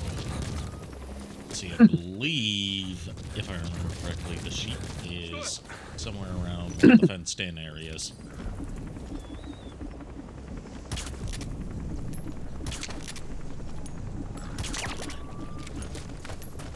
There he is. Go to sleep, sheep. It's a ram, but okay. I mean, it's not a ram. It is a sheep. It's a specific kind of sheep. It just has horns that curve. Is I believe, a caracal sheep. Completed. I don't know how to pronounce it. Extraction arrived Yeah. at Mother Base. Not all rams. That's all I'm saying about that. Not all rams. I'm not gonna finish that thought, because that thought is finished. I'm in North Carolina. I have to speak very carefully about rams.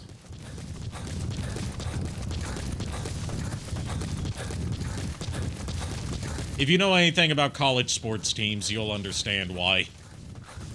What are they, like a football team or something? They are one of the biggest university teams they are the mascot for the UNC, University of North Carolina Tar Heels, is a ram. That's tarragon, a type of medicinal plant. And my school's I've made it go a ahead. point, due to my mom's obsession with the Tar Heels, out of spite, and as a running gag, that I always support whatever team is playing against the Tar Heels. It's made me persona non grata around the Chapel Hill area. People use it to make a sacred drink for religious ceremonies. It's funny because apparently, my school, our basketball team is called the Rams. Well, the team's not called the Rams, it's called the Tar Heels, but their mascot is a ram. Ah. Because, you know, if they went with what a Tar Heel is actually supposed to be, then it would be even more racist and outdated than the Redskins. Oh. Fair enough. The way it was always described to me was like, oh, people that worked on the plantations would often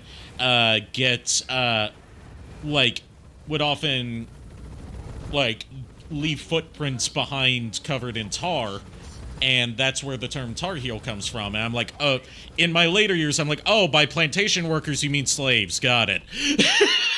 Yep. Extraction arrived at Mother Base. Unfortunately.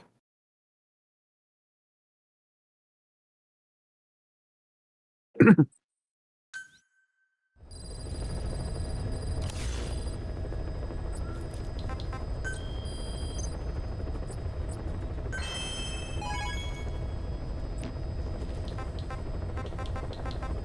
let's see what we got in our cassette tapes. We got some stuff that's going on at Mother Base. What happened to old Mother Base members. Some more briefings from Ocelot. Like how he got the name Shalashaska. Ocelot. I guess they started calling you Shalashaska in Afghanistan. What's that about? You know the term Sharashka? It's slang for a suspicious, hastily thrown together organization. The word became associated with a type of forced labor facility in the Soviet Gulag system. OKB scientists and engineers who'd been convicted of crimes were sent to a Sharashka for forced R&D. The Sharashkas were supervised by Lavrenti Beria of the NKVD, the secret police, under the official name 4th Special Department. Force research? That's not very different from what we do here. Diamond Dogs is different. Everyone here believes in you. Regardless of where they came from or why they're here, they revere you. And they're fighting because it was their choice. And if it wasn't, they'd leave? Who knows? That's our reality here, whether it's real or not. If there's another truth, I don't want to know it. All that matters is that's the concept that's taken shape in their heads. The traces of a group ideology, our superstructure, to put it in Marxist terms. All right. Go on. Right. So anyway, at some point the enemy started calling... Wait, he just said to put it in Marxist terms. Does that mean that Ocelot's like... Well, actually, well, I know that he was born and raised in the Soviet Union, but, like, is he based? Sharashka. This was after the war in Afghanistan broke out. While I was keeping an eye on you in that hospital, I was also heading up interrogations here. The men I broke gave up their comrades and families, everything they wanted to protect them most. No real cause for it. I just let myself get caught up in the old Russian pride. And suddenly I received the honor of becoming Special Interrogation Advisor to the forced labor camps. But the more men I interrogated, the more people saw me as just that, the interrogator. It helped cover my real objective of keeping you safe. You went that far for me? Far enough to keep you alive. I ended up being pretty well known among the Afghan guerrillas. Metal Queer Solid 5. Hey! Speak of the goat and they shall appear. After we've been capturing some sheep for the past bit. Russian dragoons and How you doing, Coffee Pot? Now the Russian Empire had a general by the name of Fyodor Arturovich Keller. His bravery earned him the nickname Russia's greatest Shashka. Someone must have known about that, because somewhere along the line, Shashka got stuck on the end of Sharashka. The guerrillas were using You've been living themselves. By the time I got to hearing about it, I'm glad to hear that you're living. Up as Shalashashka. So half gulag, half hero's sword. Is a perfect fit. But you see how rumors and It's been rough. I'm sorry to hear that. Hand fast. Once you create, Do you need a hug and a head pat and some hot cocoa? Because I offered that to Timo earlier, and I'm offering that to you as well. All people see are phantoms. In my case, it works out just fine. I'm plenty used to working under aliases.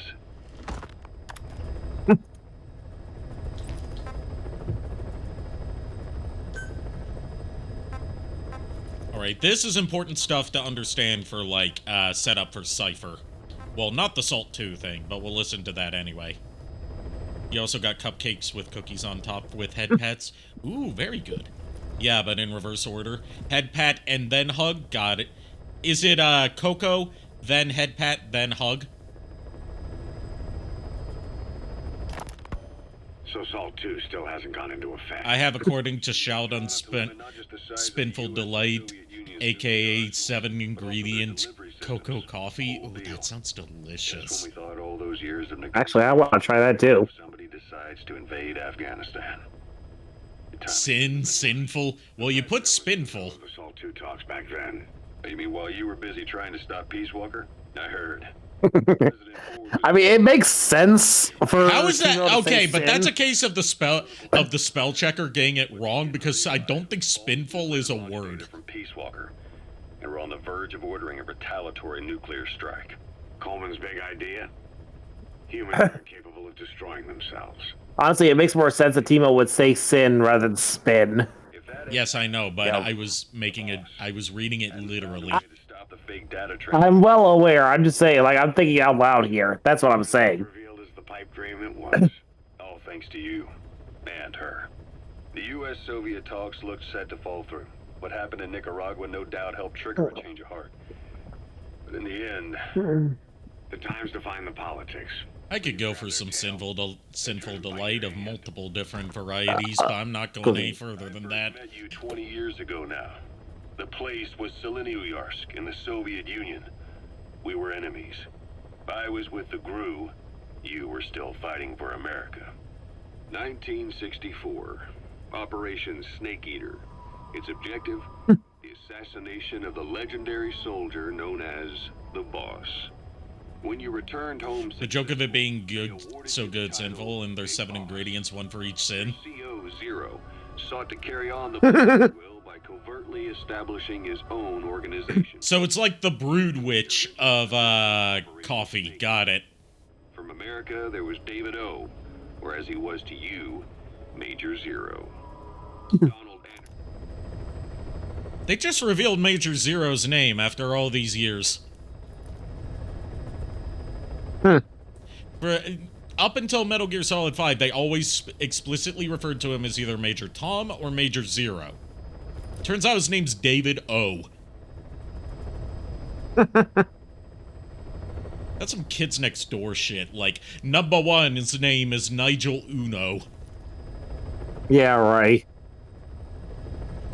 A.k.a. Sigint, Dr. Clark, who went by paramedic during the operation, and the 4th, you. From China, there was Eva, and me, Ocelot, from the Soviet Union. 6 in total. To us, government notions of friend and foe were meaningless. As were East and West, we joined forces by our will alone. Our objective was to fulfill the boss's dying wish, to make the world one. And to do it, Zero used the Philosopher's Legacy, the secret war fund you obtained during Operation Snake Eater. This organization would go on to become Cypher. I, on the other hand, was left with the Let's see, cocoa packet, scoop of sugar, scoop of cappuccino, scoop of instant coffee milk, instant coffee, milk, chocolate syrup, and powdered creamer. Ooh. Ooh, that does sound sinful. I was playing Ground Zeroes earlier today, pretty fun. Yeah, it was controversial when it came out because it was sold for $30 on its own when Phantom Pain was at, like, 2 years off from being released. Like,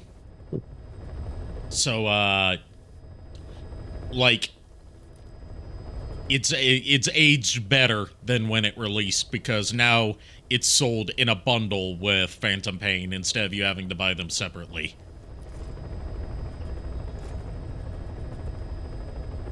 What about my milk? I mean, I'm not going any further with that because that could potentially get me done with TOS. Now, if this were a stream on a certain other site that as I've said before, thought about opening up an account on before just for streaming games that are banned on Twitch, then maybe. You only recovered half of the legacy. I had to locate the other half myself. When I found the funds, I passed them on to Zero, just as you wanted. I still trusted him in those days. We thought Blue Twitch would have a longer discussion. Yes, yes. Until he started that Either of the Blue Twitches, because they're both blue. You parted as did Eva. Hey, Ari, I'm gonna go AFK for a few minutes because I want to get some more homework done. So, Okay. Although truth be told, like, I'll be back in a few minutes. All right. Just want to make sure I want to get my homework done before midnight. Is all. Army and created Foxhound, you left America. For a time, even I'd lost track of you. I'd imagine Zero did too. You always were the best when it came to hide and seek. Zero created Cypher, an information network to tap into every corner of the globe. Woven together, Cypher's arteries make the world just one big organism. And that's not all. It also monitors the thorn in Zero's side. That's you, tracking your coordinates wherever you might go. The further you strayed from your roots, the larger Zero became. It's as if he was trying to close the gap between you. But before long, he disappeared from public life. Only a few people had direct contact with him. For a time, I was one of them. Then a year after you fell into your coma, I'm going to step away for just a sec, guys, but I'll still have my headphones. I am just going to grab some biscuits. Because I am hungry. As to his whereabouts. I tried every method I could think of, but Zero was gone. Freed of his control, his creation, his power, continue to grow. Cypher is a great beast, and Zero was its spine. But even without him, it's endured, evolved. But now its body is rotting, riddled with parasites. Parasites like the ones who attacked you 9 years ago in the Caribbean, and then at the hospital. Cypher's black I got my biscuits. XOF. They learned where you were and came to wipe the Yeah, don't know what they were doing with Ocelot in this game. They build up to it. American or English biscuits, Cracker Barrel biscuits, so about as American as you can get. Well, not actually from Cracker Barrel, but based on their recipe, but made better, because they're light and fluffy instead of crunchy and hard.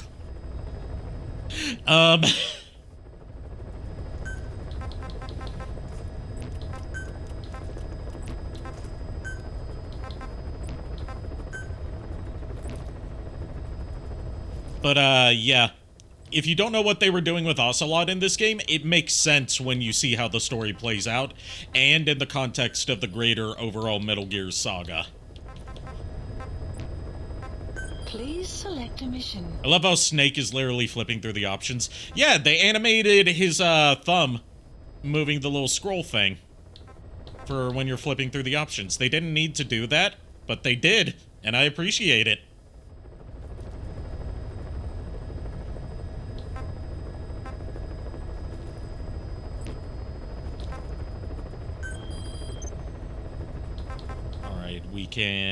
We can do some more side-ups, or we can do another main story mission. Or we can go back to Mother Base and check on the pupper. Heading to Mother Base. Let's check on the pupper and take a shower. Because if you go too long without taking a shower, you get stinky, and that makes the enemy more likely to spot you. Yeah, we extracted a pupper from the battlefield, and they're training him to help out Snake / Big Boss on the battlefield. But right now he's just a little baby, and he's got a bad eye, so he's seen some tough times, but he's so happy and sweet. You're aware of our precious Diamond Dog. I was saying that more for the people who just tuned in who haven't played this game. I know you know DD, Timo.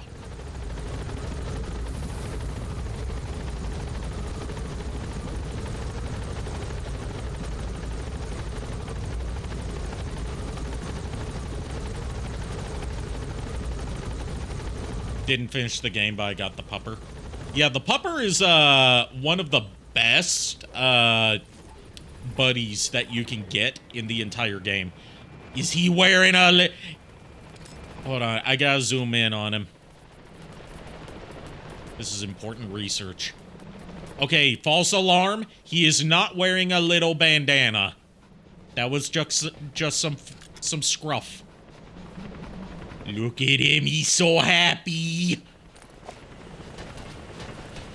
Unfortunately, you can't pet him until he's fully grown, which is another one of the strikes that I have against this game from a mechanical standpoint. You should be able to pet him at all parts of his life cycle. Best boy on the whole damn platform. Best boy on the whole damn Mother Base.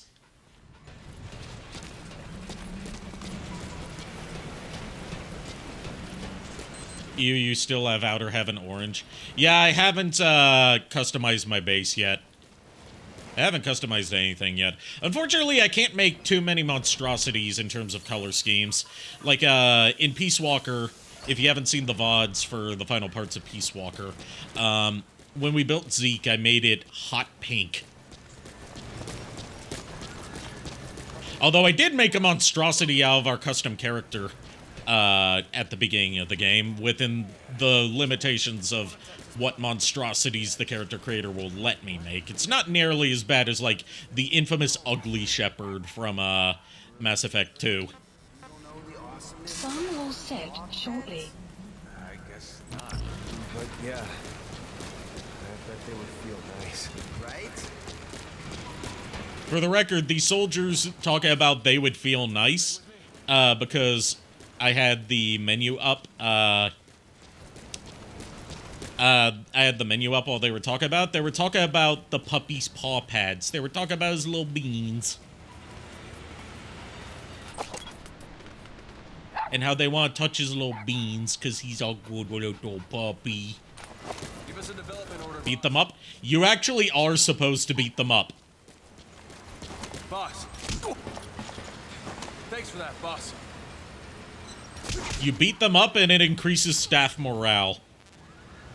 No sleeping on the job.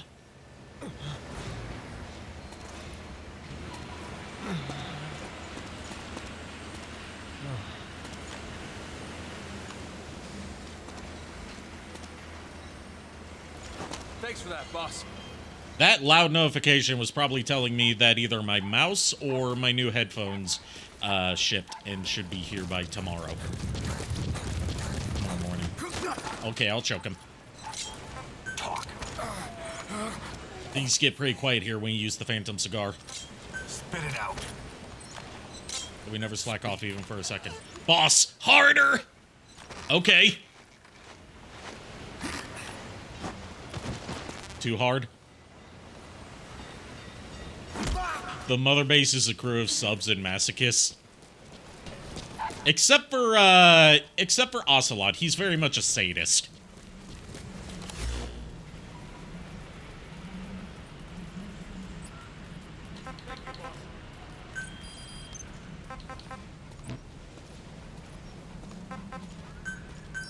Please landing zone Roger. confirmed. He's a brat switch, let's be serious here. He's a brat switch only when... Okay, switch in that he is 100% a bottom for Big Boss, but not for anyone else. He's a switch, but only for his one special person. This is Pequod. On station at LZ.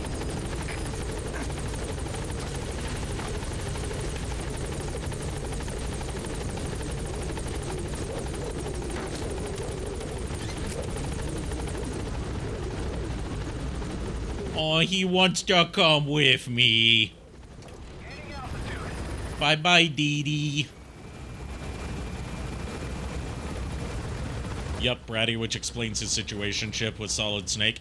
Okay, like, my headcanon for why he's still kinda got a thing with Solid Snake is like, you're a clone of your father. That makes you close enough.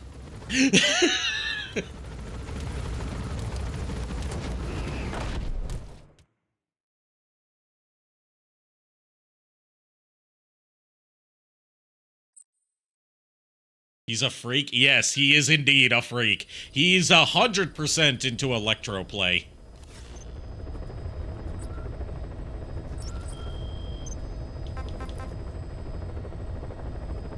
And Liquid tried to make it awkward, as Liquid does. Please specify. As Liquid is wont to do.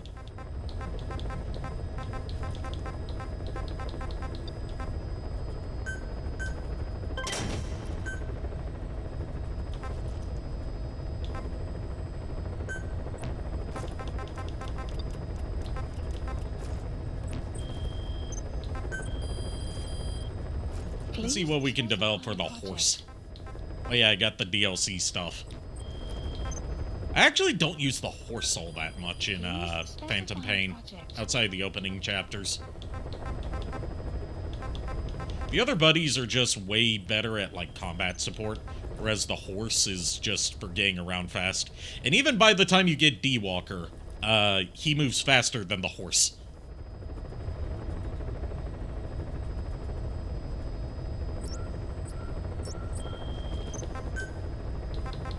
Alright, let's change our base color. Or when you absolutely have to book it. Yeah. Yeah. Alright. We're making the base pink. We're making Mother Base hot pink.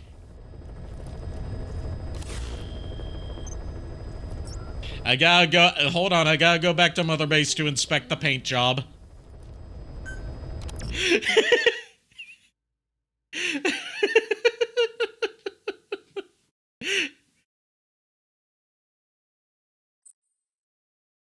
Why not piss yellow?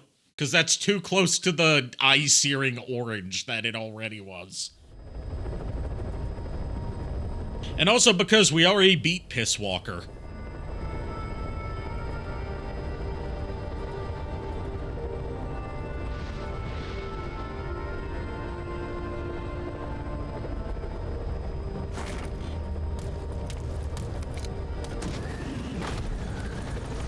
I gotta see the approach to this. Come on. There it is!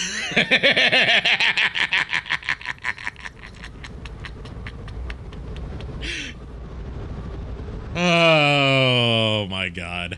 This is why you don't let me customize anything. I will make a monstrosity out of it. I will either make a monstrosity or I will make a Castlevania character. Or a Legend of Dragoon character. Or a waifu. It will be one of those four.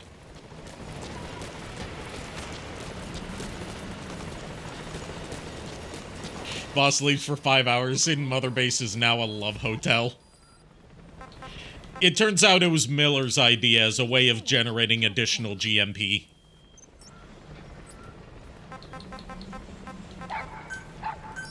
Please landing zone. Roger.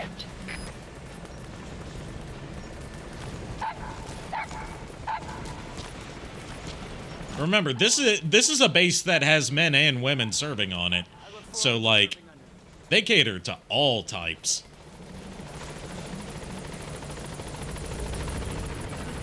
The only thing is all of them are bottoms, so... You know, if you're a bottom and you want someone to top you, you're shit out of luck, unless you want to partner up with Ocelot. Or Big Boss, when he comes back. Plus, remember, Big Boss is canonically sterile, so...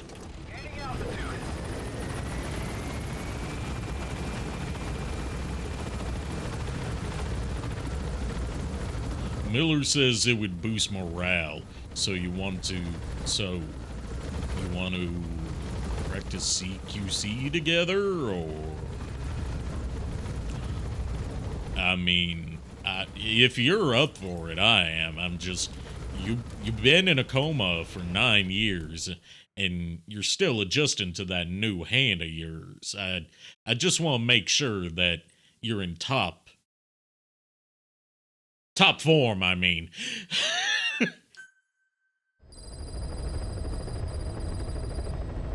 Afterwards, we could cuddle, maybe?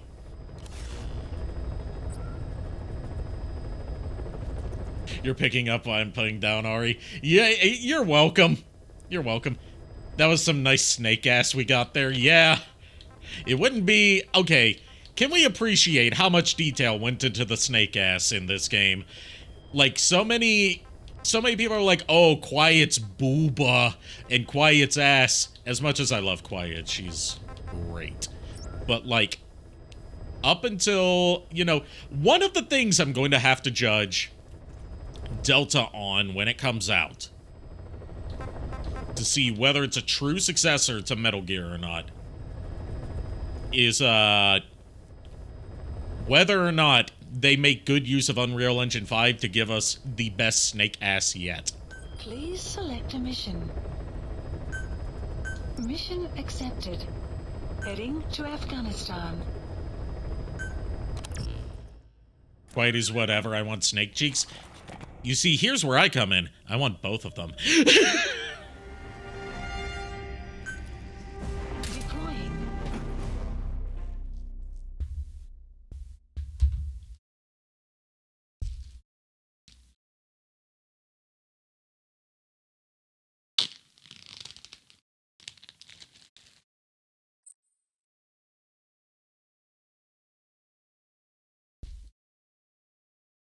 I desire both right now on my Nevermind. We haven't even gotten to Quiet's intro yet, and chat's already down bad, and so am I.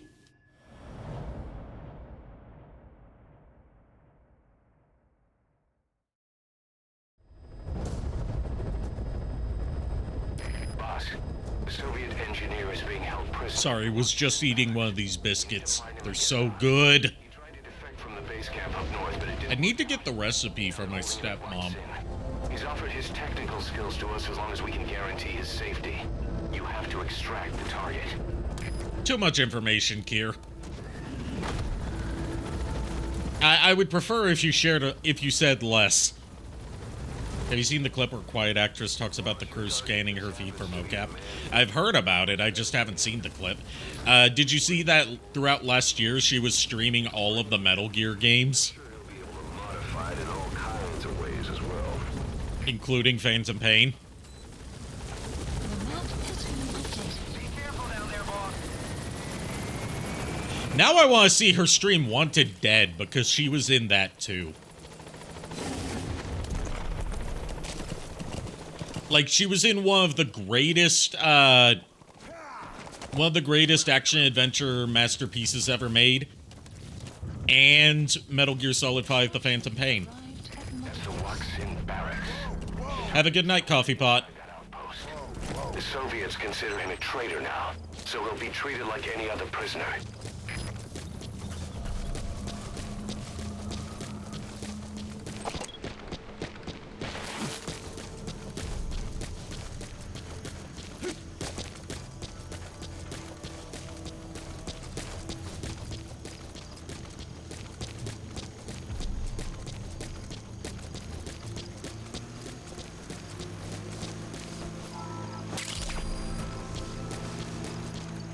Alright, we gotta be extra sneaky here. It's a good thing I chose to come here at night. Up, hide from the Jeep. Don't want to get spotted just yet, otherwise this will turn into a huge firefight.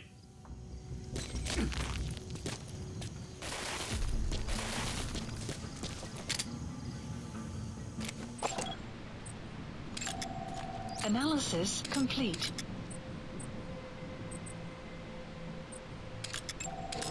Analysis complete. You have arrived at your destination. Thank you, iDroid. I'm pretty sure I knew that.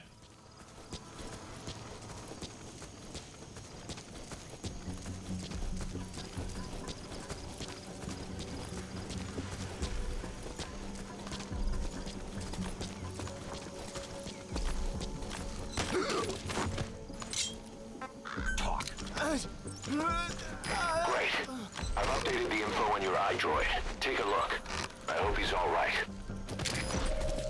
The map has been Shoot him in the updated. ding-a-ling. And let's progress onward.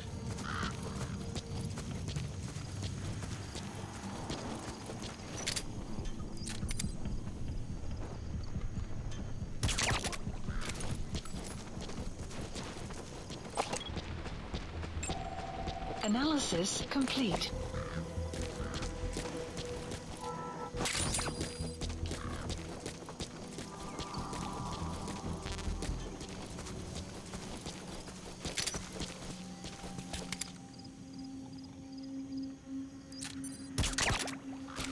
I'm getting good at headshots now that I can, you know, actually hear shit within a reasonable, amount of latency. I'm looking forward to these new headphones I ordered, and my new mouse, so I can finally fix this double-clicking issue.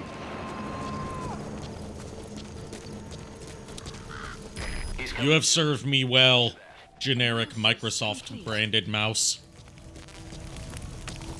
But, your time has unfortunately come. And not in the fun way.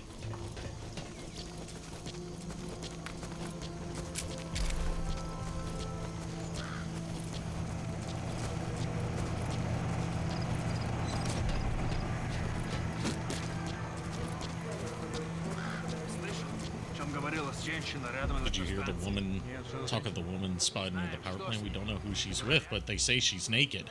Oh! I know who you're talking about. Значит, что она не местная. Слушай, если видишь ее, скажи мне. Проблема. Она исчезает так же быстро, как и появляется. They're talking about Quiet. Although, she's not naked. She's just, I mean, she's partially clothed. I wouldn't call her naked. It's not like she's a nudist. Analysis complete. Now, knowing Kojima, he probably wanted her to be naked, but reality got in the way once again.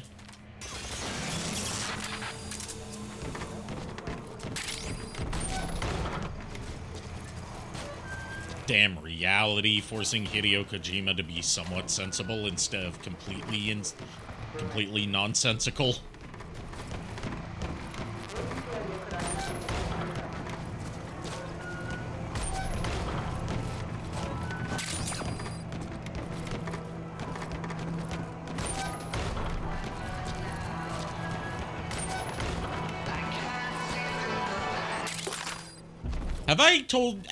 Speaking of Hideo Kojima's unhinged ideas, which, okay, now I recognize this mission. Yeah, this one's easy to forget about.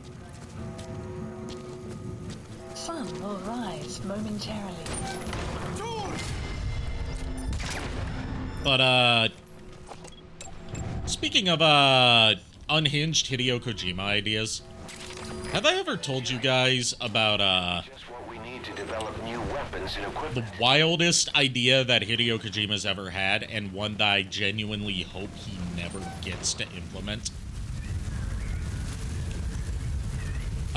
It's an idea that he said he had for a game. He doesn't know exactly what genre it would be. He doesn't know what it would be called, but he knows what the central gimmick of it would be. And while it could be like a neat art piece, it would be a shit idea for a game, like, you know, for a product you have to pay real money for. And that is a game like you've heard, you know what permadeath is in games, of course.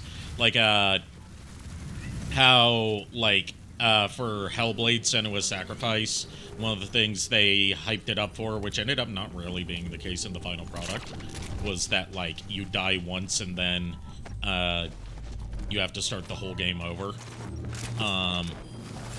Hideo Kojima, and this was back in, like, PS2 days, I believe, wanted to,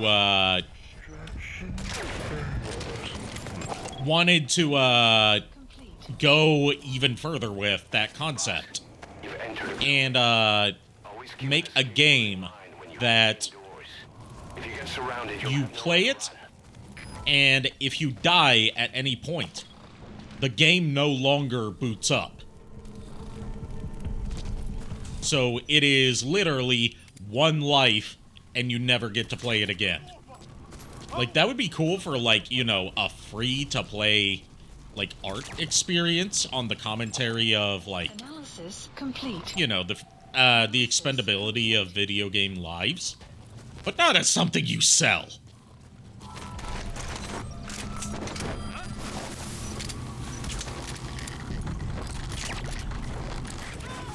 Like, it's one of those ideas where it's like, Hideo Kojima's, like, he's on that quantum brain shit. And, I don't think the world ever will be ready for that.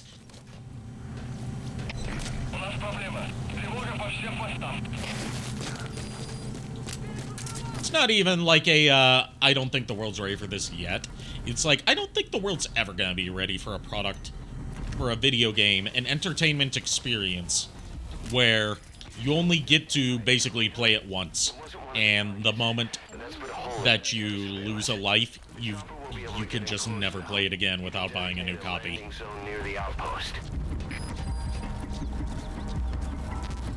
I could see someone like Bennett Foddy doing something like that, but for Hideo Kojima, well, even then, I'm not a fan of Bennett Foddy's idea of art games, because his entire thing is like, hey, what if we took a simple concept and made it a pain in the ass to control? And that's the game! He does the same thing every time. He did it with QWOP. He did it with, Getting Over It. That gun will be as loud as any other now. If you have He's a one-trick pony. I don't like him.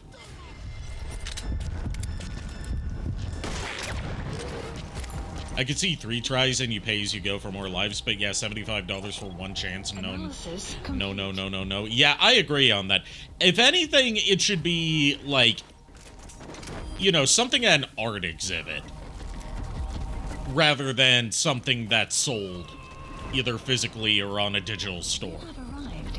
destination. Like, I could see it being something like that. It's more of an artistic idea than something that could work as a video game.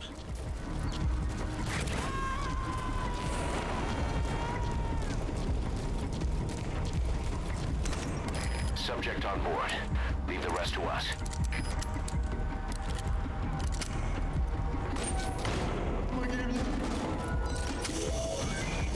That's the target. Either that or Dark Souls difficulty, you start at level 1 as every time you die as if you just started the game. Yeah, I could see that. Like, every time you die, you start the beginning of the game over again. So you have to, like, at the very least put save points so you don't have to beat the whole game in one sitting. But even then, if you die, your save points get erased and you start back at the beginning. Like, I could see something like that. But the idea of, like, the disc never works again is too far. Бионическая рука. Свою жизнь я создал тысячи таких конечностей. Они использовались спросом даже в Кремле. Great. If there's nothing in the way overhead, you should be able to Fulton him. Вот благодарность. Сделай гигантские руки. Я новый. Or at least soft save location, so if you have to go to sleep... So, if you have to go to sleep more, you don't lose progress like a campfire or mother base. Yeah, something like that. Target extraction confirmed. Your objective's complete. Exfiltrate. Like, he's, in his defense, he's admitted that this is an idea that would never actually get made, and he's aware that nobody would even want to play something with that concept, but it's an idea that he had at one point.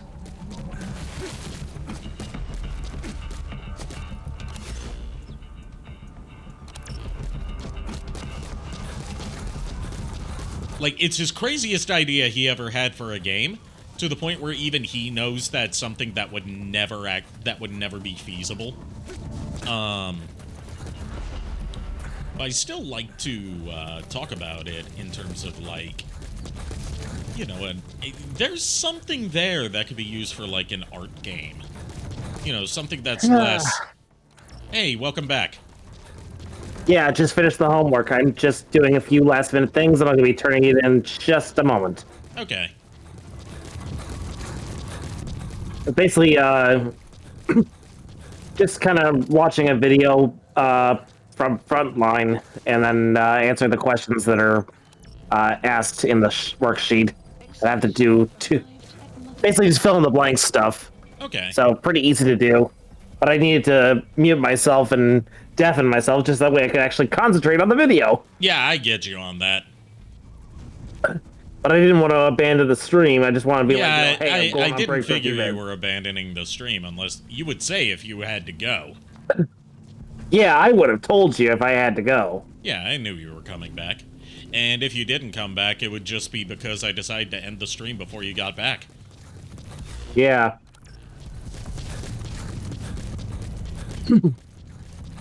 Now, here's a thing that a lot of people forget about Phantom Pain, or at least I assume they do. When they say exfiltrate out of the hot zone, it doesn't always mean call a chopper. You can just run away. No sign of the enemy. Mission complete, boss.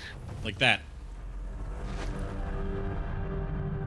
So yeah, we just rescued a bionics specialist, specifically the guy who built Snake's bionic arm. You're the best, boss. Nice. One and only.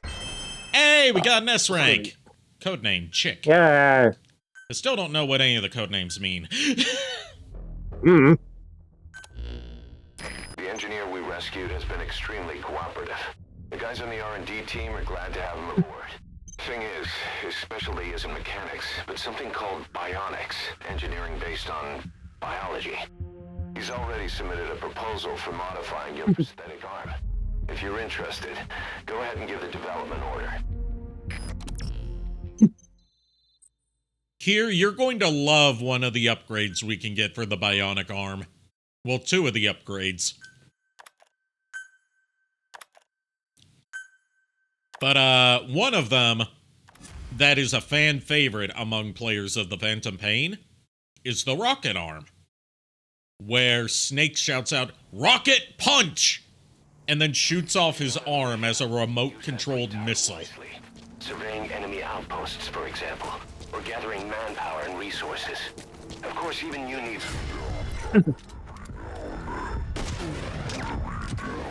It's all another step on the road to our goal. Analysis complete. Analysis complete. Also, apparently, this is kind of funny to me. Of all the people, do you want to know who it was who actually instituted the, or like brought the, basically created the EPA in the first place? Who? Richard Nixon, of all people. You know what they say, a stop clock is right twice a day. Yeah. The messed up part is, you want to know what he actually called it? He never called it the EPA. He actually called it EPA. He just spelled it phonetically. He just said it phonetically. It was like he never used the initials. He always just spelled the initials straightforward without a. Well, I mean, some government organizations are still called that, like DARPA. Yeah. I mean, yeah. But by that same logic, funny. shouldn't he have called the CIA CIA, or the FBI FB, FB, or FB, right? FBI?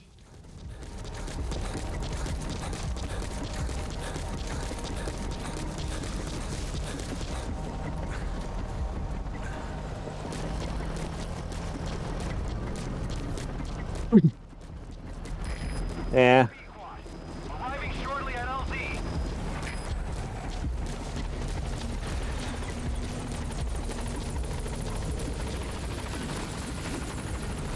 I'll tell you one that doesn't make sense, and it's in the Phantom Pain, rather than, like, a real-life government organization. It's their, basically their human resources department. Or, like, something that has to do with, like, human something or other. It's spelled H-E-C, but it's pronounced Hewick. And there goes a bear. We could have extracted that bear. Actually, no, we couldn't. I don't have enough trank darts. The bears fight back. And bears can kill you in 2 swipes. But yeah, Timo, Nixon's just... he sounded it out.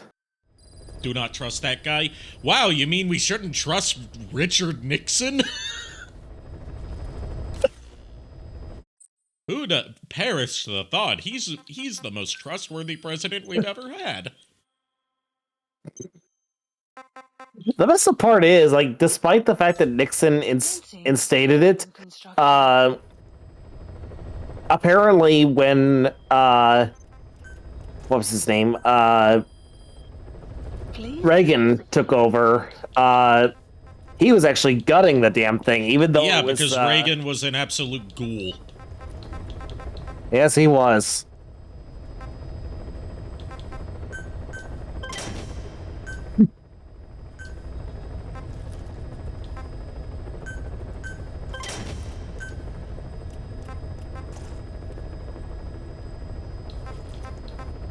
And that's done. Fully turned in, and I'm done. Good. I'll have more homework that's basically going to be due later on. But, you know, the professor said that, you know, we could do them or not as we pleased, just as long as we got the stuff in for, you know, this week done.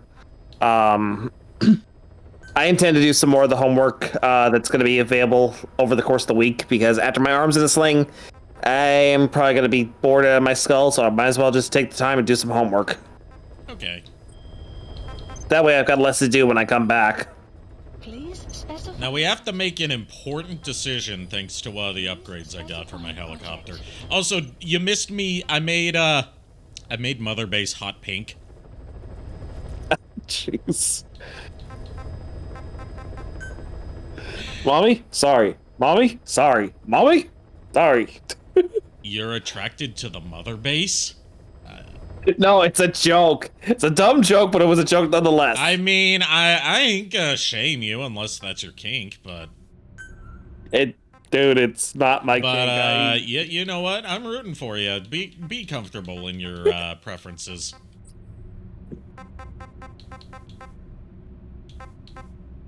You know, you're lucky I don't have Discord Nitro right now. You know what? We're gonna make it salmon colored. Now I'm hungry for salmon again. We're gonna make the helicopter salmon because they don't offer hot pink. Oh well.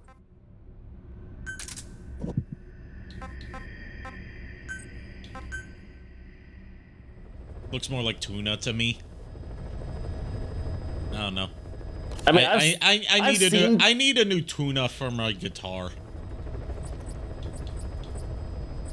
Boo.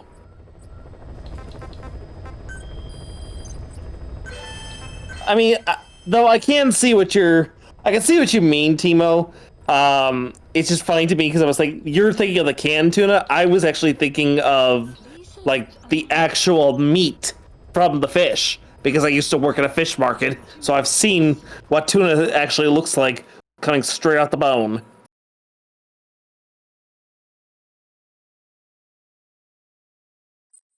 Speaking of Timo, I thought this might entertain you. Something that my stepmom was talking about yesterday.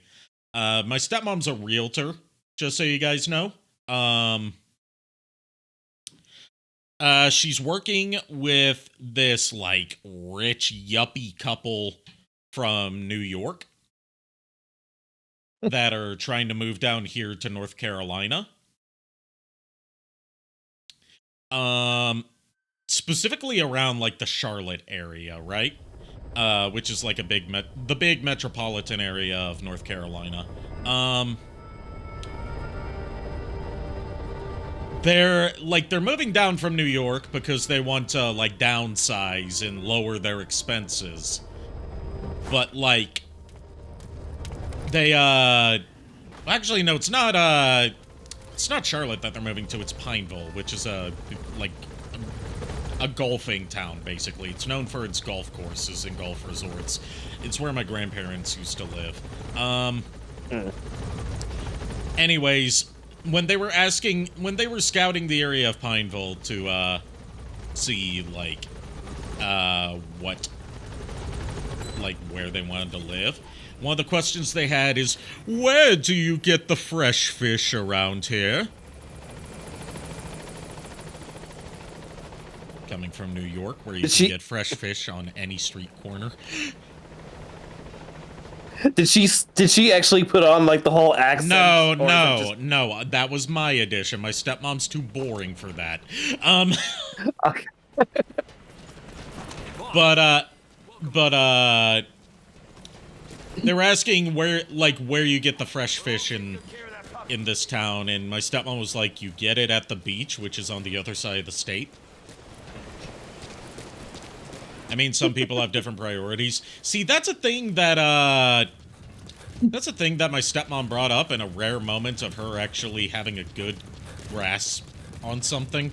I will slander my stepmom at any opportunity, because I won't go into that.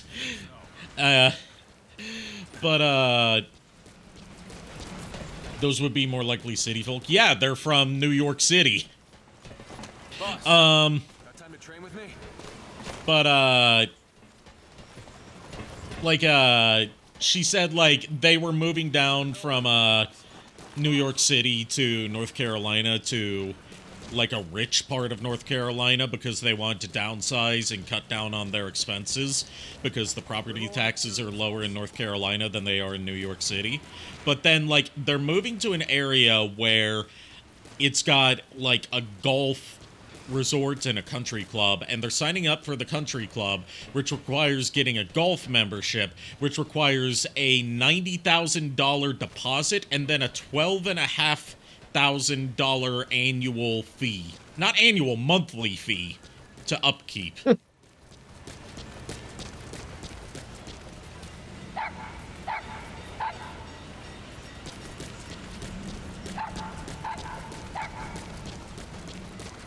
So she was like, if you want to downsize, then you should move somewhere and not, you know, pay hundreds of thousands of dollars a year for shit you don't need. Right. Like, rare stepmom W.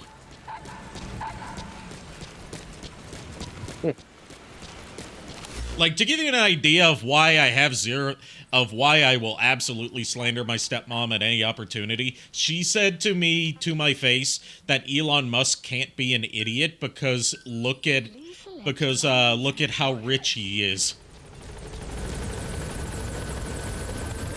Ah, jeez. Arriving shortly at LZ.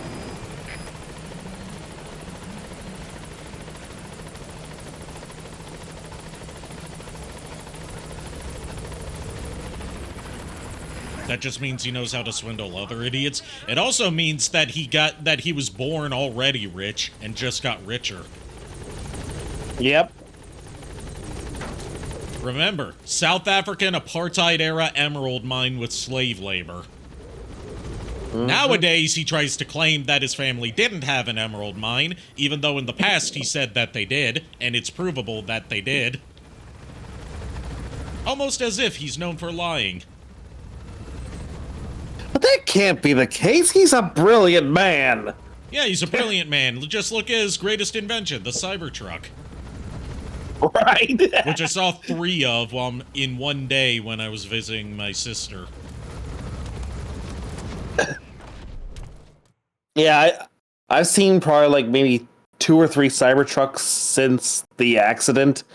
And one of them happened to have been on my fucking block. Not on my block, but on my street. Just across the street, though.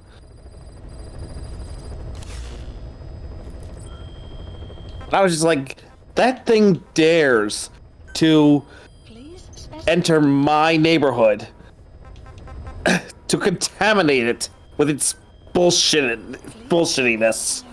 Anyway, the important decision that we were going to have to make that I was building up to is we are going to have to choose a song to play on the helicopter speakers every time it comes to pick me up. And this is going to probably change over the course of the game. Actually, no. I already know what it's going to be. We're going to get picked up and support rated and all this stuff to Kids in America. Fuck the copyright claims. I don't care. We're the kids in America. See, they understood the assignment, though, because one of the tracks unlocked by default is Rite of the Valkyries. I was gonna say, I was like, if that's a choice, I would totally go for Ride of the Valkyries. Yes, but it's funnier if it's an 80s upbeat bubblegum pop song. No, I don't disagree. My first response is to go to epic, but if I can't go epic, I go funny. Like, this is a dark and pretty depressing and horrifying game as its story plays out, but it also gives That's you fair. the opportunity to be an absolute shitlord, and I love it for that. Select a landing zone. Please select a landing zone. Oh no. I think you mean, whoa.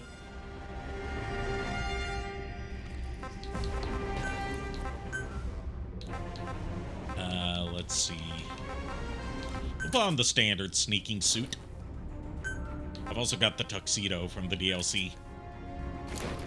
Look at him, he's so spiffy. He looks like a James Bond villain. Yes, because the sneaking, like the tuxedo joke outfit that you can get in almost every Metal Gear game is a reference to James Bond. Makes sense. I'll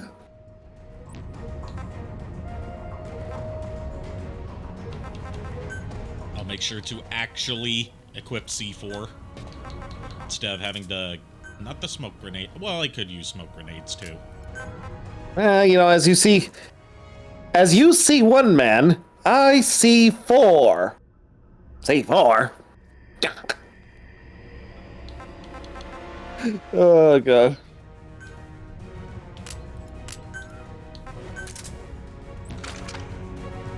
Kids in America, depending on the situation, is either very 80s, very Eurobeat without being Eurobeat, very future is now, very dissonant, or very modern. And it also depends on, not just depending on the situation, it also depends on which version you're listening to, because there's so many fucking different versions of Kids in America that all have their own unique sounds and flavors to it, while keeping the lyrics the same.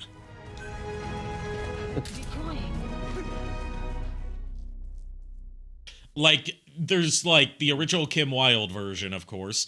Then there's, like, for an example of one with a completely different mood to it, just via the arrangement and the performance, there's the more punkish one by the Muffs.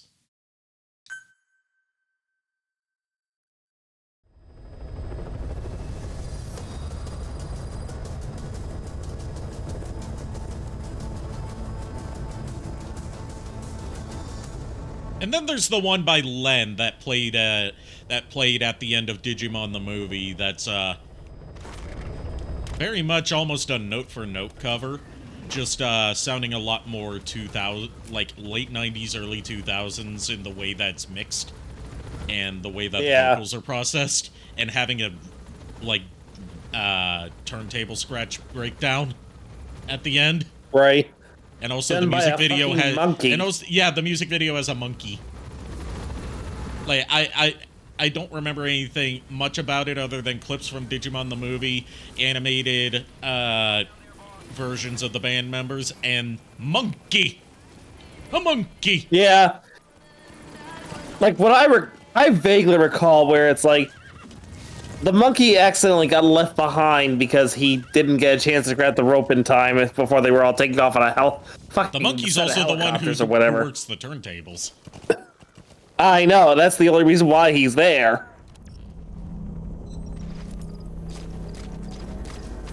If I had a monkey, I would teach him to work the turntables just so I could do a proper cover of that live. Now you may be saying, why not just use a sample or a sequencer or, dare I say it, get a person to work the turntables? I'm like, that wouldn't be in the spirit if it wasn't Monkey. Have a good night, Cloud. Have a good night, Cloud. Get some rest. Get some rest from your bad day.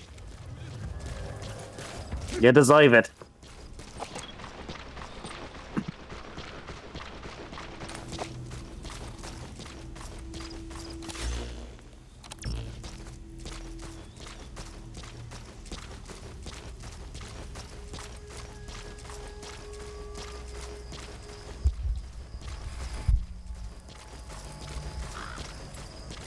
I've thought about, I've thought about instituting a, similar to how, Furret is doing, themed, different themed Thursdays, depending on what games he has available and what games he can actually be bothered to play through to completion. And similar to how some streamers, like, for example, Joel has Hardcore Fridays, and he did this exact thing that I'm about to say, for like a year, and I want to expand on it a bit, and also just make it my own, and also give me a dedicated time to play through this series, as well as some other potential games of a related topic. Monkey Monday. Analysis. Like, not like this coming week, but as an idea for future schedules, like Mondays being either Ape Escape or games generally about monkeys, like Donkey Kong Country or stuff like that. Yes. But Timo, if you really need to rest, go rest. Yes, you can go rest. You have my permission. Analysis complete.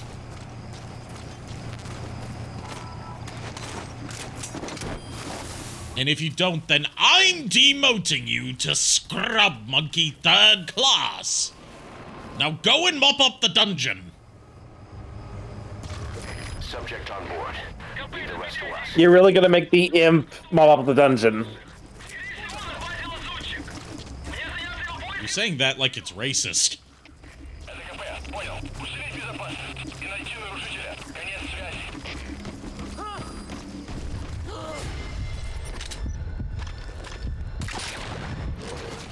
So you're suppressed. Like, is there a particular reason that imps shouldn't be forced to mop up the dungeon? Be careful. I don't think anyone should be forced to mop up the dungeon. Well, how else is the dungeon going to get clean? Why would you want to clean the dungeon? That's the real question. Because I don't because as lazy and slovenly as I may be, I don't live in a pigsty. I mean, that's the thing. You don't, but the prisoners should. Analysis complete. No. See?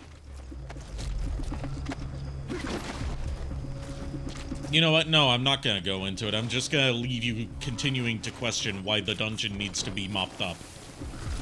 It's funnier that way. I'm just not going to elaborate. Besides, if you have Timo mop up the dungeon, where's that gonna leave Furret? Furret can't mop up the dungeon. I mean, Can't he said all hold a this mop. monkey. He can't hold a mop. His nubs are too short.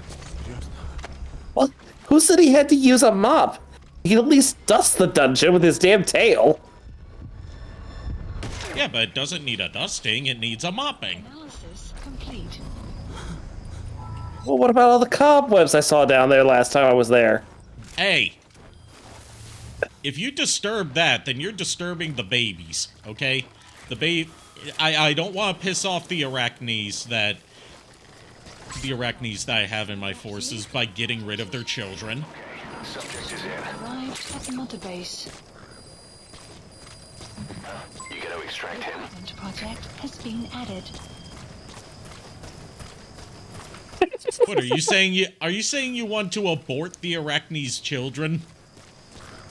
Never said that. I didn't even know they were down there. What do you think the cobwebs were for? Dude, I don't fucking know. Also, they add atmosphere. It's more dungeon-like if it has cobwebs. I mean, fair, but then why mop the dungeon in the first place? This is what I'm getting at. Like, if you want to leave the cobwebs, might as well not even bother mopping the damn dungeon. Yes, but the cobwebs aren't on the floor. They're on the walls and the ceiling. The floor is what needs to be mopped, which is typically what you do with a mop. You use it on the floor. I'm well aware of this, but I'm still not quite sure what you need to mop the dungeon floor for. Why does it need to be mopped? Why? Because it's filthy. Isn't that the overall point of a dungeon? Depends on what you're using the dungeon for. Roger that. Well, what do you use the dungeon for? I don't like to kiss and tell, JKR, you know that. Extraction arrived at Mother Base. Oh, jeez. You're not Tommy Wiseau. You can't anyway. How is your sex life me, JKR? Okay, fair. Fine, whatever. Please allow Say no more. requested. You and she can do whatever the hell you want in your dungeon. Don't mind. Okay, but like, you're not. You can't just force me and Timo together, even if that is your headcanon. Like, I was not referring to the way Timo. you phrased it, my dude, you're digging your hole deeper. I was referring Which is impressive for to- someone with no hands with which to hold a shovel. It's also a favorite of wild animals. I was referring to your. I don't know what the status between you two is. But oh god, what was her name? Ariana? Yes, Ariana. Thank you. Look, that... first of all, I'm not at liberty to discuss that. Second of all, Lulu's not here, so I won't go into further discussion about that because she would miss out on it. That's fair. Hey, just because we both go into the dungeon does not mean that we are in the dungeon together. Exactly! I never said you were. The way you phrased it, though, you see, you need to phrase things better. Actually, no, you don't. Yeah. Otherwise, if you start phrasing things better, I'm gonna be out of material real quick. Your unintentional innuendos are the glue that holds these streams together.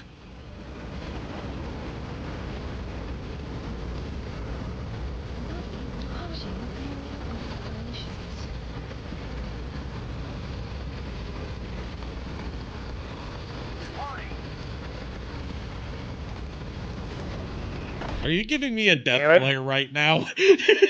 Arrived at Mother I can feel the hate seeping out of your eyes.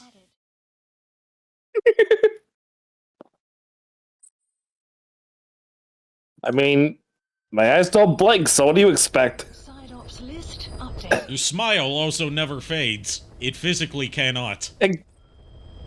Exactly. But I can still tell that you are looking at me with a burning hatred. Please. Oh, I will definitely get back. I'll definitely get you back, Ari. I will get you back for this. I don't know how. I don't know when. But I will.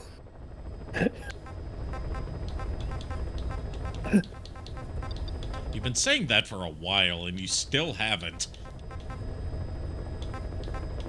It's gotta be perfect. Please specify a project. You know what? Just to make things even more gaudy, I'm gonna get the parade tack for my horse. Oh yeah, I can't customize my buddy. Oh yeah, that's right. You equip it on the loadout screen. That's how. Yeah, I feel like we've made some decent progress tonight, and say good enough time to wrap things up since everyone's getting ready to go to bed anyway. Yeah. I totally have Let's to be go up back early on tomorrow over anyway, here like, and show off the new transition again. Jeez. But I gotta be up tomorrow by 7 to make sure I get the garbage out, because it was too dark to get the trash out earlier. And it's first of all, exit the game, because I keep forgetting I'm playing this on PC. Because I'm using a controller anyway, so.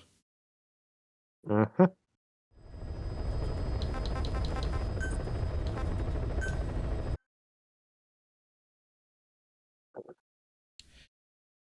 And, let's see who we're gonna raid tonight. Oh, I see who we're going to raid already. Just because their model sticks out to me. We're going to raid Megiddo Ichi, who is streaming The Phantom Pain. Oh.